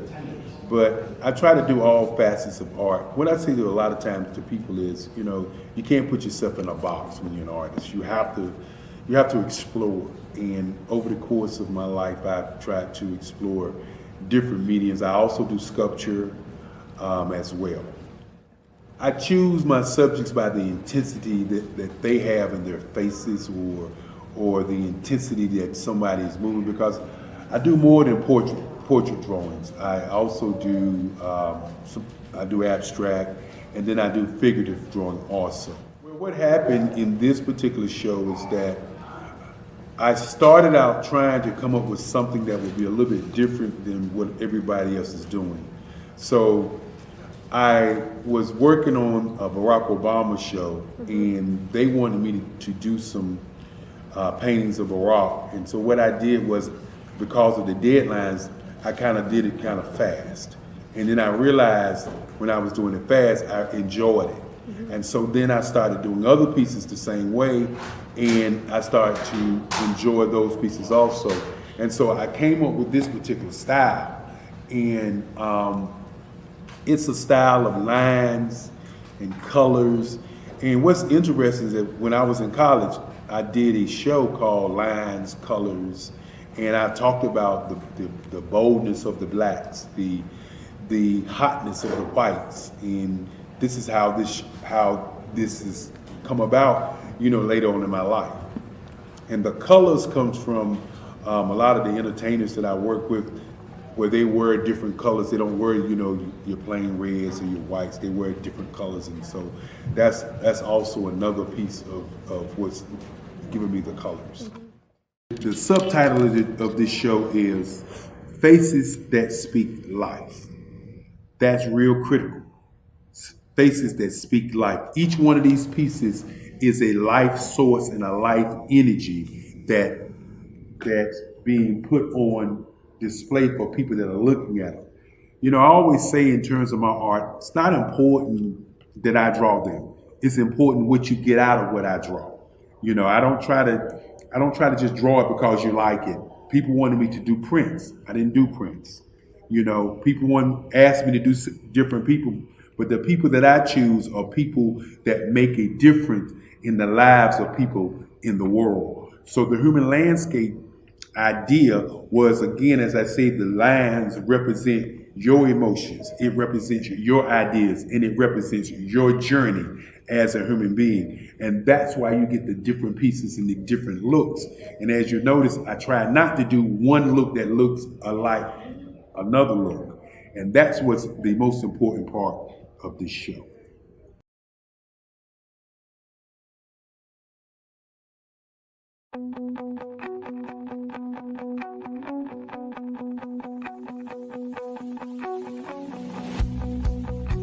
I am Black Business. From the moment I wake until the time I sleep. Yes, I am Black Business. I am Black Business. Tell me, are you Black Business? I am Black Business. Do you support Black businesses? Listen, I support Black business because I am Black Business. Black Business Expo, one of the largest business showcases in the history of Black business in the world. The world! Sign up today at www.blackbusinessexpousa.com or call 919-308-9090. I am Black Business.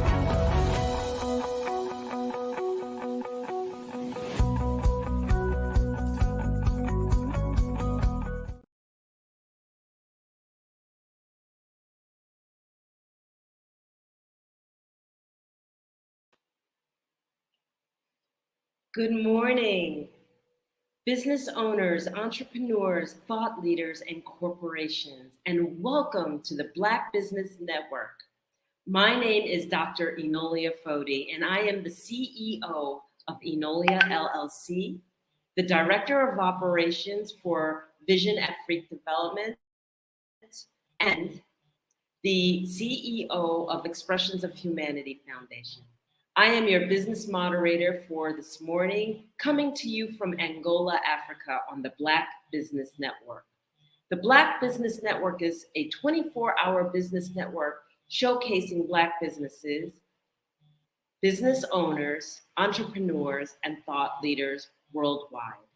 We have speakers from North Carolina, London, Singapore, Africa, Japan, and cities all over the United States. The Black Business Network is a global community sharing its business knowledge to empower, inspire, and educate businesses about business. And our keynote speaker today is Mr. Maganda Evans Tabingwa. We welcome you to our platform. Enolia 40, very happy to be on this show tonight. Thank you so much. And where are you hailing from? Where in Africa are you from? Maganda Evans, I come from Uganda. It's a country in the East African part of Africa. And I live in Kampala, which is the capital city of Uganda. Yes, and I come to you from Angola, and I'm here in Luanda. So it's wonderful, wonderful. No, so inspirational to meet you, Dr. Enolia. And Yes. I'm happy that we've connected through the Black Business Network. Yes, and just tell us a little bit about just your titles and whatnot, because I didn't have your bio to introduce you properly. Well, my name is Maganda Evans Tabingwa. I may repeat that for clarity. As I've already told you, I come from Uganda, Africa. My background in education is in information technology. I have a bachelor's of information technology. My master's is in software engineering. Also currently a student doing a PhD in management information systems, but also I'm pursuing a Bachelor of Laws. Besides my education, I lecture in Cavendish University, Uganda, but more of why we are here today, I am the CEO of Tanya Innovations Africa, a company that I formed in 2021. And I suppose that we shall be able to dive deeper into that. So briefly, that's me.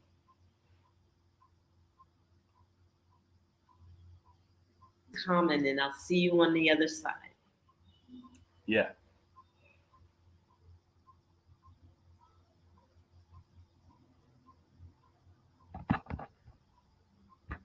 Okay.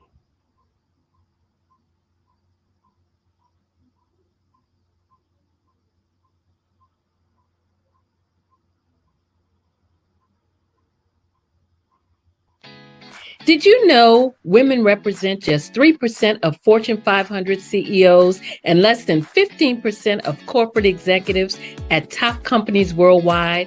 Have you wondered what the secrets are to getting into the top ranks, whether in the private or public sector? Do you want to figure out how to stop being held back in your career or passed over for promotion? Then you're in the right place. Hi, I'm Dr. Madeline Ann Lewis, President and CEO of the Executive Women's Success Institute. I have decades of experience in the military, the federal government, and corporate America. And my mission is to help women succeed and tap into their full potential. I want to reach 1 million+ women around the world to become the leaders they are meant to be. So if you want to move into a management or executive level position, or maybe you are a female veteran transitioning out of the military into business entrepreneurship, then reach out to the Executive Women's Success Institute at 301-693-3284. Let us get you on the fast track to success.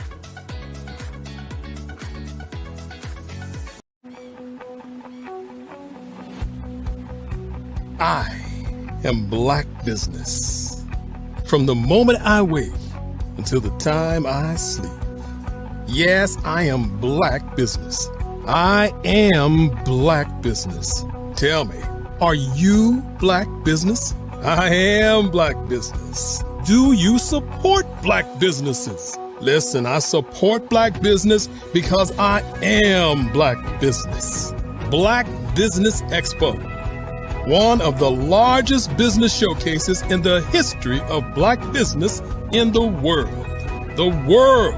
Sign up today at www.blackbusinessexpousa.com or call 919-308-9090.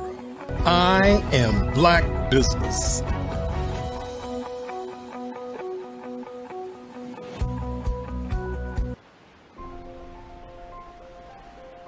What if you could build your own city? A place where every child can find nurturing. Hello again, and we are here with our dynamic speaker, Maganda Evans Tabingwa. Thank you for bearing with us. Mr. Tabingwa, please go ahead, share with us your story. I will step back as you share your story, and when you are done, I will come back. Thank you very much, Doctor. First of all, I'm very happy to be on this show tonight. I want to, first of all, start by saluting all the listeners tonight, or morning, I think, back in the United States. As I've been introduced, my name is Maganda Evans Tabingwa. I come from Uganda. Uganda is a republic found in East Africa, or eastern part of Africa. It's part of the 7 East African countries. I live in Kampala. My background is in technology. My bachelor is in information technology. I have a master's of software engineering. I'm also currently pursuing my PhD in management information systems. But besides that, I lecture at Cavendish University, Uganda. But for purpose of tonight or today, I'm going to talk about my company called Tanya Innovations Africa. Okay.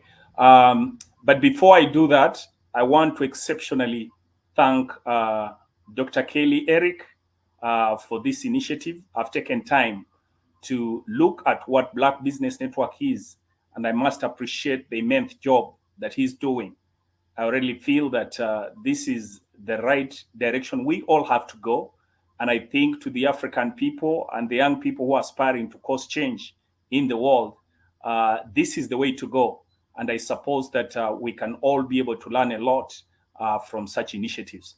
So bravo, and thank you, Dr. Kelly, for this initiative. I'm happy that I also join a number of eminent speakers who have been on this show, who've been able to talk great innovations, who've been able to talk about their great journeys. And I'm going to add mine, Tanya Innovations Africa. Now, I know that to those who are listening, one of the key points would be you'll want to know, what is this Tanya Innovations Africa? How is Tanya Innovations Africa coming to the Black Business Network Expo in the United States of America? Now, Tanya Innovations Africa is a limited company that was formed way back in 2021, just actually during COVID. And the main motivation about starting this company was when Africa was on freeze. And then I, as a technologist, I had a number of questions that were running in my mind. I saw the presidents, different technical people, basically looking hopeless in terms of what they will do, because it was predicted that most of the Africans were going to die like grasshoppers on the streets. And one of the questions I asked myself, here I am with my bachelor's in IT, I have my master's in software engineering. What is it that I have added to our people, or what have I added to society that if COVID came today and it took me plus other people, what is it that I have done with my knowledge to cause change? And then I realized it was not a time for throwing complaints or finding whom to blame. I realized this was a serious matter. That as an IT specialist, here I was, a lecturer who had been teaching for over 10 years. And yes, I had done quite immense job in causing transformation of the intellectual mind of the young people. But here I was, there was nothing that I could be able to touch single-handedly to be able to show what I had actually added to society. And at that time, I realized that besides what the government was doing, and besides what intellectual power that I had in my own mind, I had to start engaging in activities that cause the social change.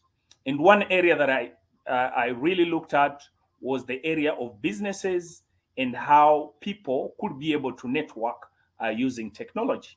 So we formed Tanya Innovations Africa in 2021. We launched it at Sheraton Hotel sometime around October.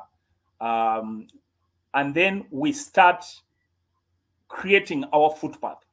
What do I mean? I also realized that it was not good enough to be in a country called Uganda with only 45 million people, to be locked in the context of the demarcations that had been done around Africa, because the problems that were affecting Uganda were similar problems affecting the neighboring countries in Africa and actually Africa in general. But I realized that the borders that were earlier given unto us have given us this false impression of trying to survive within those confines. And at the same time, we were not able to utilize our mental capacity to the maximum by simply concentrating in the geographical location that was demarcated in 1884. And therefore, I started the conversation of saying, where are my brothers in Kenya? Where are my brothers in Tanzania? Where are my brothers in South Africa? Where are my brothers in Egypt? How do we create a common conversation business-wise? How do we make sure that we understand what affects each one of us across the border? How do we break the barriers that engulf our thinking in a way that most of the time when we are thinking as graduates or people who have gone to school, we just thinking within the confines of our university, the confines of our countries. We are thinking about the confines of our villages. So when you think about Uganda, who thinks about the rest of Africa? Okay, so Tanya Innovation started that journey, and I'm happy that as we talk of today, we now talking about over 137 companies and government officials who are in that network.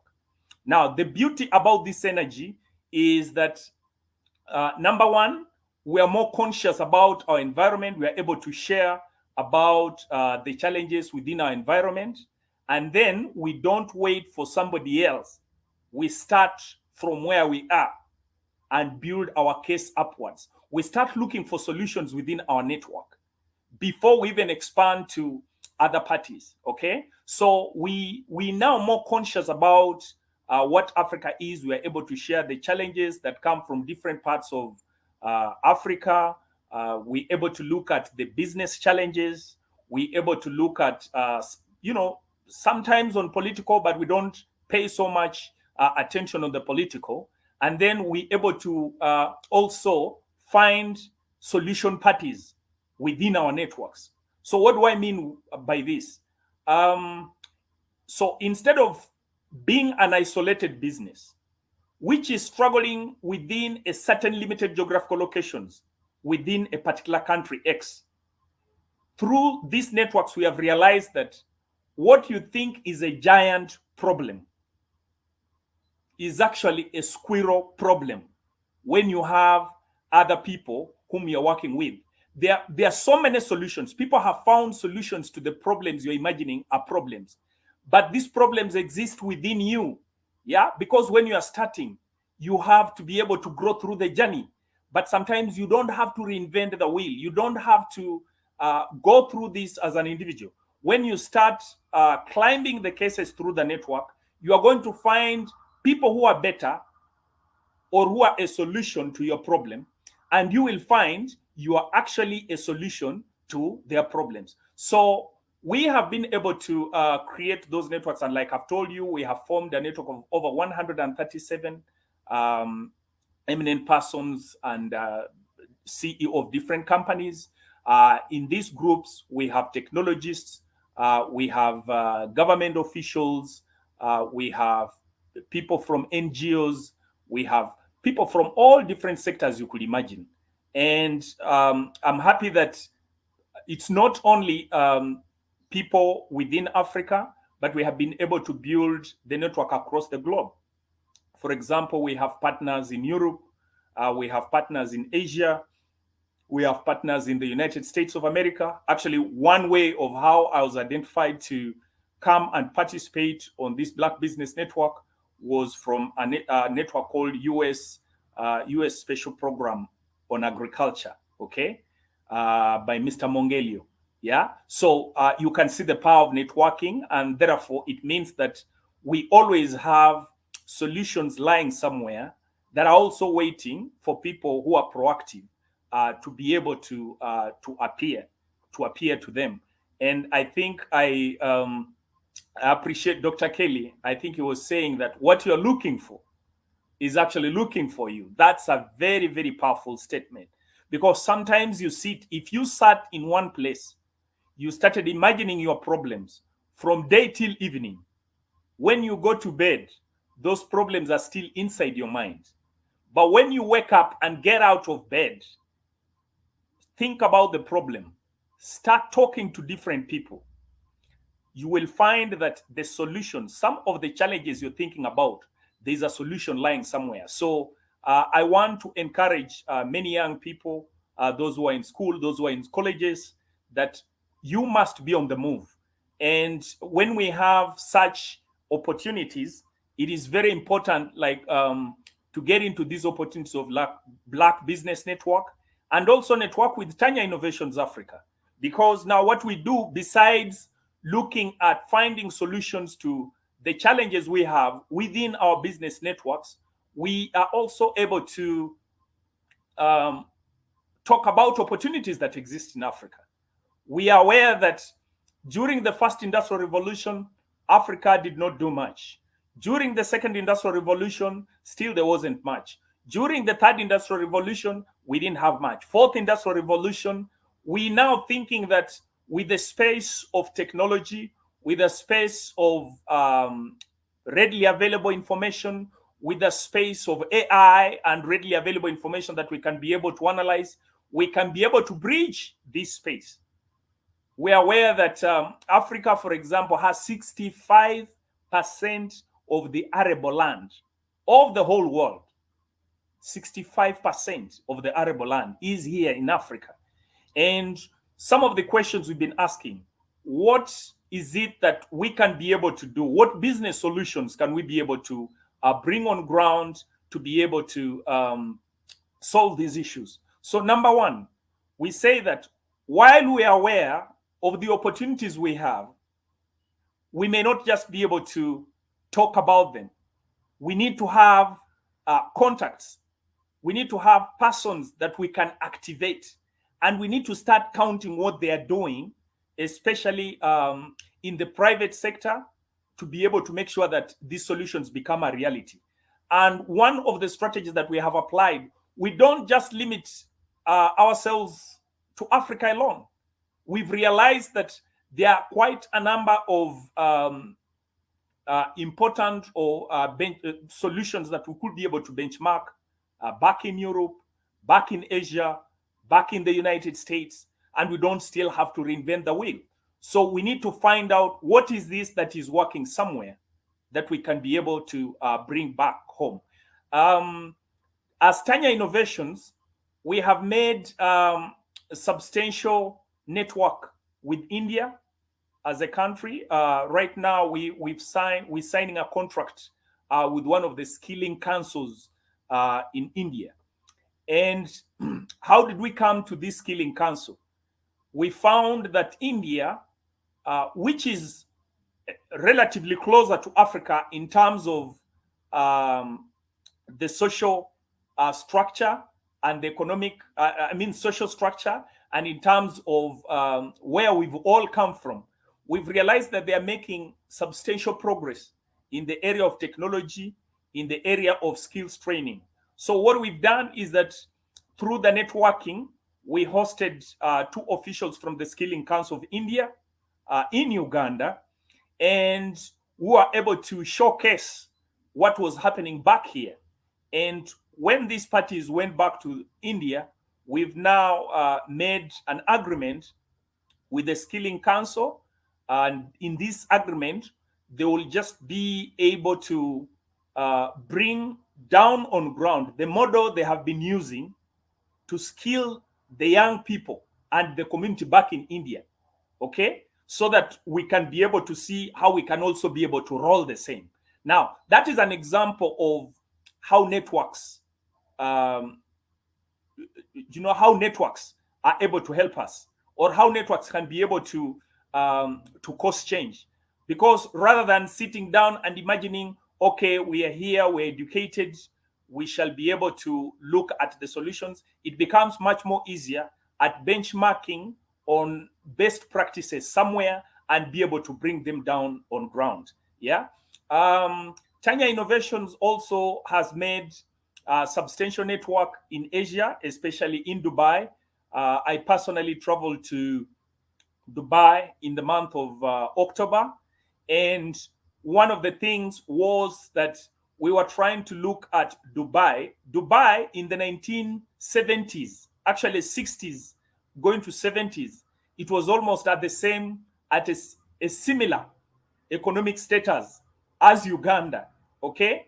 And some of the things now we're going around the globe to find was that why would this country have been at the same level as most African countries, but today it's actually an economic giant dictating, dictating the economic affairs of the world in one way or the other.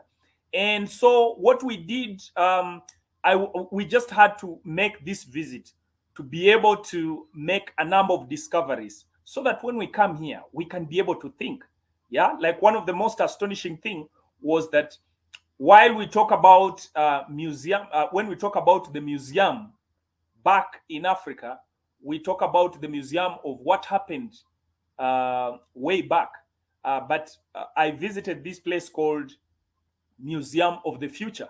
And I found in Dubai, they have a museum that exhibits technologies, AI technologies, robotics, that will be running the economy from now till 2070. Okay? And this had an immense effect on how I thought, because I said, okay, now here we are. We're talking about a museum, but we're talking about a museum of the future, not a museum of, where we come from or what happened previously. And this, of course, also being a lecturer in a university of IT, it completely affected how it changed how I think, it changed how I teach, it changed how I mentor young people. And of course, these conversations, as I'll be able to share later, we bring them on also our talk show, which is more or less similar like Black Business Network, called the Global Talk. We are able to share these experiences and help many other Africans who may not have the ability to make this global travel, who may not have the ability to access regular internet.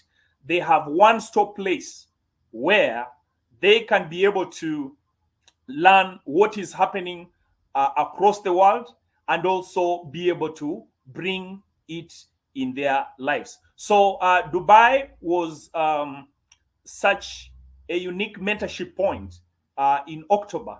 And this has also formed a number of chain areas of discussions that we are having with local leaders here. We are having with people who are in entrepreneurial ecosystem and things of the like. Yeah. Now, also Tanya Innovations does a lot of, bringing on board investors. Remember that so many times we find that the information outside there concerning Africa, concerning Uganda, is not true at all. Okay? If you're looking for one of the greenest, one of the beautiful continents, whether you go to the south or you go to the north or you go to the east or you go to the west, there is beauty that majority of the people have never seen. But because they don't know this, and because the publicity available is limited to showcase the beauty of Africa, so many people have formed wrong opinions about this continent. But just I think this is a country, this is a continent where actually nobody should actually die before coming to Africa, especially if they are not from Africa, because there is that greenery, there is that natural beauty that many people have not been able to interface with. This continent is still a virgin. It has actually billions of opportunities that if we have an entrepreneur out there in the United States and you have never stepped on Africa, you have never stepped in Africa, you have an entrepreneur in Asia, you have an entrepreneur in Europe, and all you have done is to listen, is to hear information that has been on global TVs about Africa. I'm here to testify that truly you don't know much about this continent. And the beauty, this is a country where the climate seasons from January to December, you are not going to find those chilly winters where people have to hide in the houses because the temperature is so bad. The temperature here and the weather is cool throughout the season. Have you been able to see that? We have in countries here where you have where you can be able to see wildlife, natural wildlife, okay, and it's readily available. You have a country where the greenery is so amazing, and I think it becomes a very important point for one who is there and has never experienced this to be able to partake this. And this is part of why we network and talk about what we are doing, just to be able to open the mind of the people. Yes. Thank you so much, Mr. Tabingwa. And Yes. the passion that you have is really, really needed at this time. Can you share with everyone just how to get in contact with you and just what your website is so that they can connect with you? Okay. So one way they can connect with us, we have a website. Our website is www.tanyainnovations.com. www.tanyainnovations.com.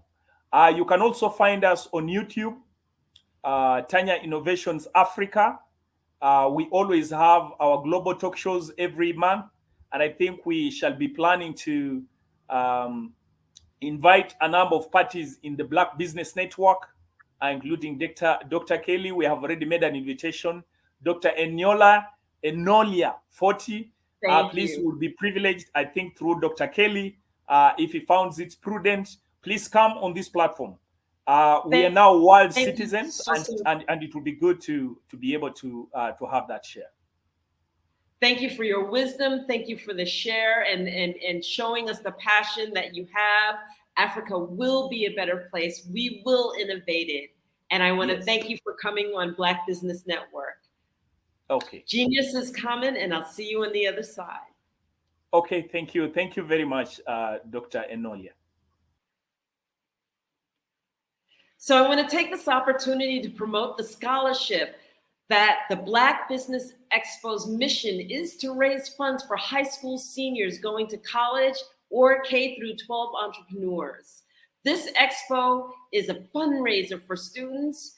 You may go to www.blackbusinessexpose.com to donate to the scholarship fund or use the Cash App that's on the screen below. That's $BBX USA. Our goal is to give laptops and up to $5,000 to 10 students. Students can register online at www.blackbusinessexpose.com. Every dollar counts. So we want to remind you to please donate to the scholarship fund. We also want to take this opportunity to thank our sponsors for the Black Business Network, the Black Business Expo USA sponsors. NC 100, Moody Capital Partners, Suede Soul, BDM Media, Lotus Ritchie Coaching and Training, Carolina, Virginia Minority Supplier Development Council, Step Management, Hello LLC, BHS and Associates, Margie McLean Foundation Incorporated, Genius is Common, Earth Essentials, Malaine Cheney, Global, Executive Women's Success Institute, The Quality Coaching Company, Superwomen Business Services, Creative Force Studios, Lee Entertainment, Artistic App Design, and Black Business Expo USA. I want to thank you and leave you with this message. Genius is common, and I will see you on the other side. Artist to me is a creative expression of something from nothing. You know, it explodes onto the canvas, or it explodes on in my work. One of the things that I try to do more than anything is I try to just give the lines and the movements and emotions and expressions into what I do. Art really means to me a chance to express how I feel deep down inside. Most of my art begins as a thought that I might have, you know, whether it's sports, whether it's history, whether it's a woman or a man. It pretty much starts as an idea of thought before I get into the actual image of what I'm going to draw. I do a lot of historical pieces. I was a history minor in college, and I love to do history pieces. And a lot of times I'm thinking about history, and then I try to make that history impact you as you look at it. That's one of the reasons I do pictures so large. People ask me, why do I do the pictures so big? And I tell them, I want the piece to impact them as they're looking at it, to kind of dominate them, dominate their space. And most of my pieces I try to do off page. I don't try to do anything that's going to be in those four corners or in a square. And I want your imagination to be a part of the piece that you're looking at.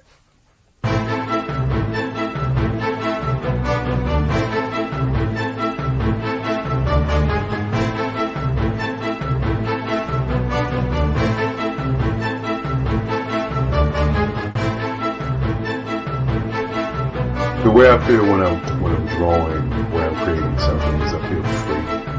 I feel like there's an anticipation of something that's going to come. I try not to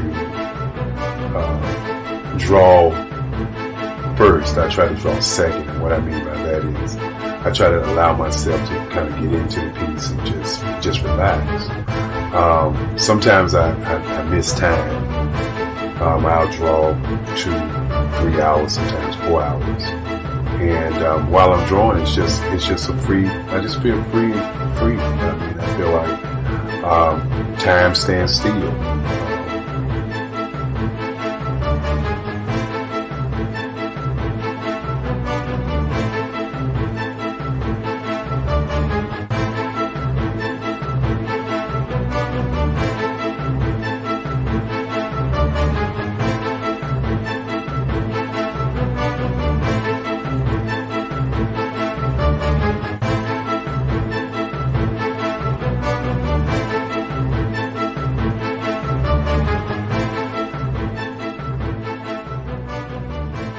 That's what it's all about in terms of the lines and the colors in my work, is to get an expression, to go deeper and past just what you see on the surface, but to go in and try to find an expression that everybody gets a different taste of what that expression is, whether it's anger or whether it's being happy or whether it's being, kind of calm or nonchalant. That expression that people take away from the piece is the most important part of what I do as an artist. Bold is the size of my pieces, where I try to do the piece larger than life, to kind of push forward toward you. That's what the boldness is all about. It's not so much about the lines, it's about the size.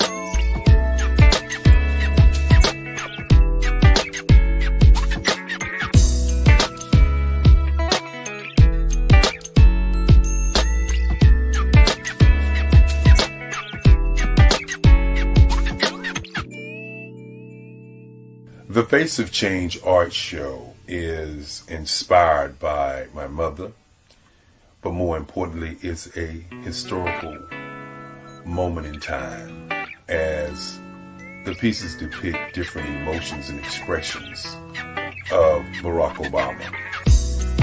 The 44th president is indicative of the 44 pieces of art that I have done in this particular collection. When you begin to think about expressions and portraits, this is a portrait gallery of expressions of what transpired as Barack Obama ran for office. Some of the pictures are abstract and some are expressionistic. And I combined both of those forms of art to create this collection of art pieces.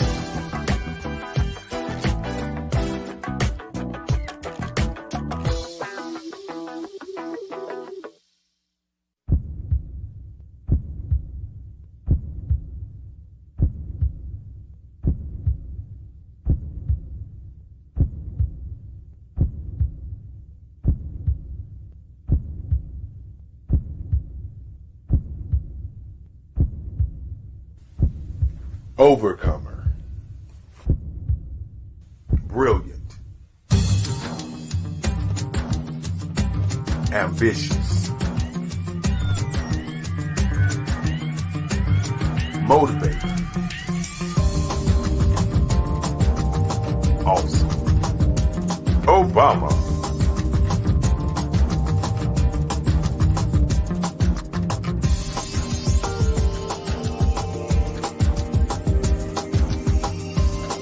I'd like you to imagine with me, if you will, opening an app where you can collaborate with like-minded individuals from around the world, get inspiration and in-app tools to launch and grow your business, as well as share your knowledge and earn compensation, all in one app.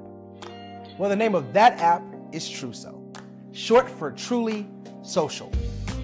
Hi, I'm Matthew Newman, the founder and CEO of Truso, a new concept in social media. Truso is designed from the ground up to be a platform that's both social and empowering for all its users. How exactly do we do that? I'm glad you asked. First, Truso brings the world together via video. Psychologists assert that video provides a significantly more effective connection than audio only. When you enter a community on Truso, you're face to face. Second, on Truso, you don't have to have 1 million followers to monetize. Our business model allows all hosts and moderators to monetize, no matter the size of your following, by 1, producing fee-based content, and 2, inviting others to join the platform as subscribers. Even more, Truso has an in-app resource library with over 100 free resources, forms, and documents to help you build your brand and grow your business. Third, Truso is inclusive. The deaf and hard of hearing communities make up 360 million people worldwide. Unlike audio-only apps, Truso embraces this community, providing a networking platform that allows them to participate via video and closed captions. We even have a deaf and hard of hearing foundation in the works as well. Fourth, Truso is both social and safe. We refer to Truso as a virtual extension of the beauty shop, barbershop, and brainchild of the community. A place where there's laughter, along with wisdom, growth-oriented conversation, and genuine connections in a safe space. Truso even has proprietary security to ensure we maintain a safe environment for everyone. Where are we at now? Truso is live, y'all. We've launched in beta and we're acquiring users daily.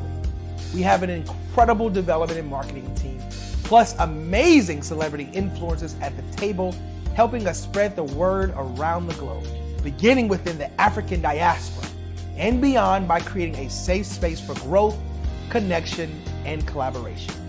We're truly excited about Truso. We've created something special for which there is a global market.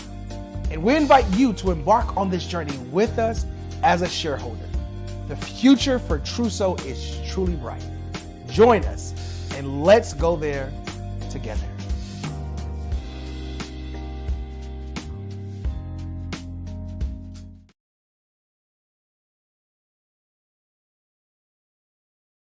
Hello, ladies and gentlemen.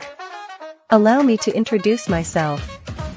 My name is Tara Bush and I am the co-founder and COO of the Hello LLC, where our mantra is helping everyone live life optimally. And more importantly, helping entrepreneurs leverage leading-edge optimizations. We help businesses build, brand, automate and pivot into the future. With over 22 years of corporate C-level experience, I carry a wealth of knowledge and expertise in my professional portfolio. My professional journey has encompassed various facets of business, executive leadership, project management, marketing, systems, space planning, and strategy implementation.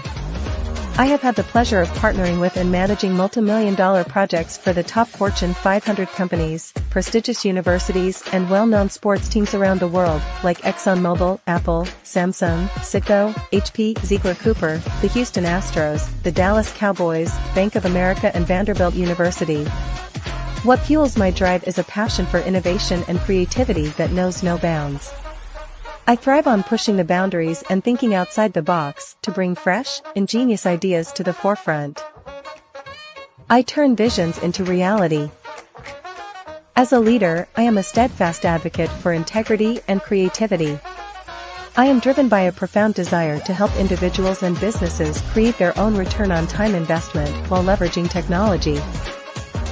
At the Hello LLC, we are more than just a 3D digital marketing agency. We are a community committed to helping, building, and thriving together with integrity.